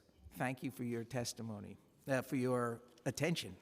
Thank you, Eric, and thank you as always for your thoughtful remarks and recommendations. We definitely listen, and people listen and call me and say, we got to listen to Eric's amendments, people from the administration. Thank you very much, Chair Nurse. Thank you so much. I think we have one other person online to testify, Allison Allen. If you're there, you can come on. Starting time. Yes. Hi, can you hear me? We can hear you. Oh, thank you. Hi, at last week's hearing on zero waste bills, I talked about rats, as there had been much attention focused on our litter problem and our rat problem and overall support of waste containerization pilots. But there's very little mention that we already have this existing free food waste containerization program, the DSNY's Brown Bin program, and there is a direct correlation between litter, rats, and food waste collected in the brown bins that should be highlighted and stressed in all communications. I'm aware that the brown bin presents challenges for NYCHA, so my comments mostly relate to New York City residents overall. I support all the rat mitigation bills as they're a great step. And as council members are out discussing these bills, I hope that you all add a talking point or two about how important it is to also enroll in the brown bin program as a major part of the rat action plan. It's great to see the ask for reporting requirements from Department of Health in these new bills, as DOH could be doing much more to promote brown bins to combat rats. For example, anyone who calls 311 with a rat complaint and anyone who has received a rat violation should be told about the brown bin program and urged to enroll. The brown bin program should be promoted throughout the DOH rat portal on multiple web pages. I've asked and it hasn't been done. So I'm hoping perhaps council members can help with that. I'd like to see the Department of Health's budget allocation for rat mitigation and hope you will consider adding a request for budget details to your reporting requirements to see how much of a budget they have for individual, marketing and outreach tactics that potentially DSNY can leverage, since I'm not sure they have adequate budget for marketing and communication. Time expired. In my written testimony, I'm sorry, just a couple things. You'll see a letter sent by Department of Health to a neighbor alerting her to the high level of rat sightings in her area. That was a missed opportunity to promote the brown bins. I'll just skip to my last ask, which is an update on rat contraception measures. There was apparently a successful tactic used by MTA in the subway system in 2017, and I'd like more information on why it has not been expanded. Rats live for a year, they give birth and produce 84 offspring. Contraception may very well be more effective than extermination and is less dangerous to other animals and people. So I ask you to find out what happened to this program and see if it makes sense to reintroduce or reinstate additional pilot tests, and NYCHA would be a great place to start. So thank you for this opportunity. Thank you so much, Allison. I believe that is it for folks to testify, right? That's it. Want to thank co-chair Alexa Viles, chair of public housing, and your team and everyone in this room for all your help, council, and all of the staff here in the room holding it down, and the tech folks too on the back. So thank you so much. Do you have anything you want to add? Yes, thank you. I think I would just add there is an enormous amount of work that remains to be done, and I think we will absolutely follow up on the remaining unanswered questions and certainly take to heart the testimony that was given here today and those which we receive on a daily basis from residents throughout public housing in New York City. This is a critical issue. And we will continue to forge ahead to ensure that there's accountability, but that there's true level of service that residents are feeling relief and improvement around waste conditions and public housing. So thank you so much for your work and participation, and thank you again to all the staff who make this possible. Oh, and meeting adjourned.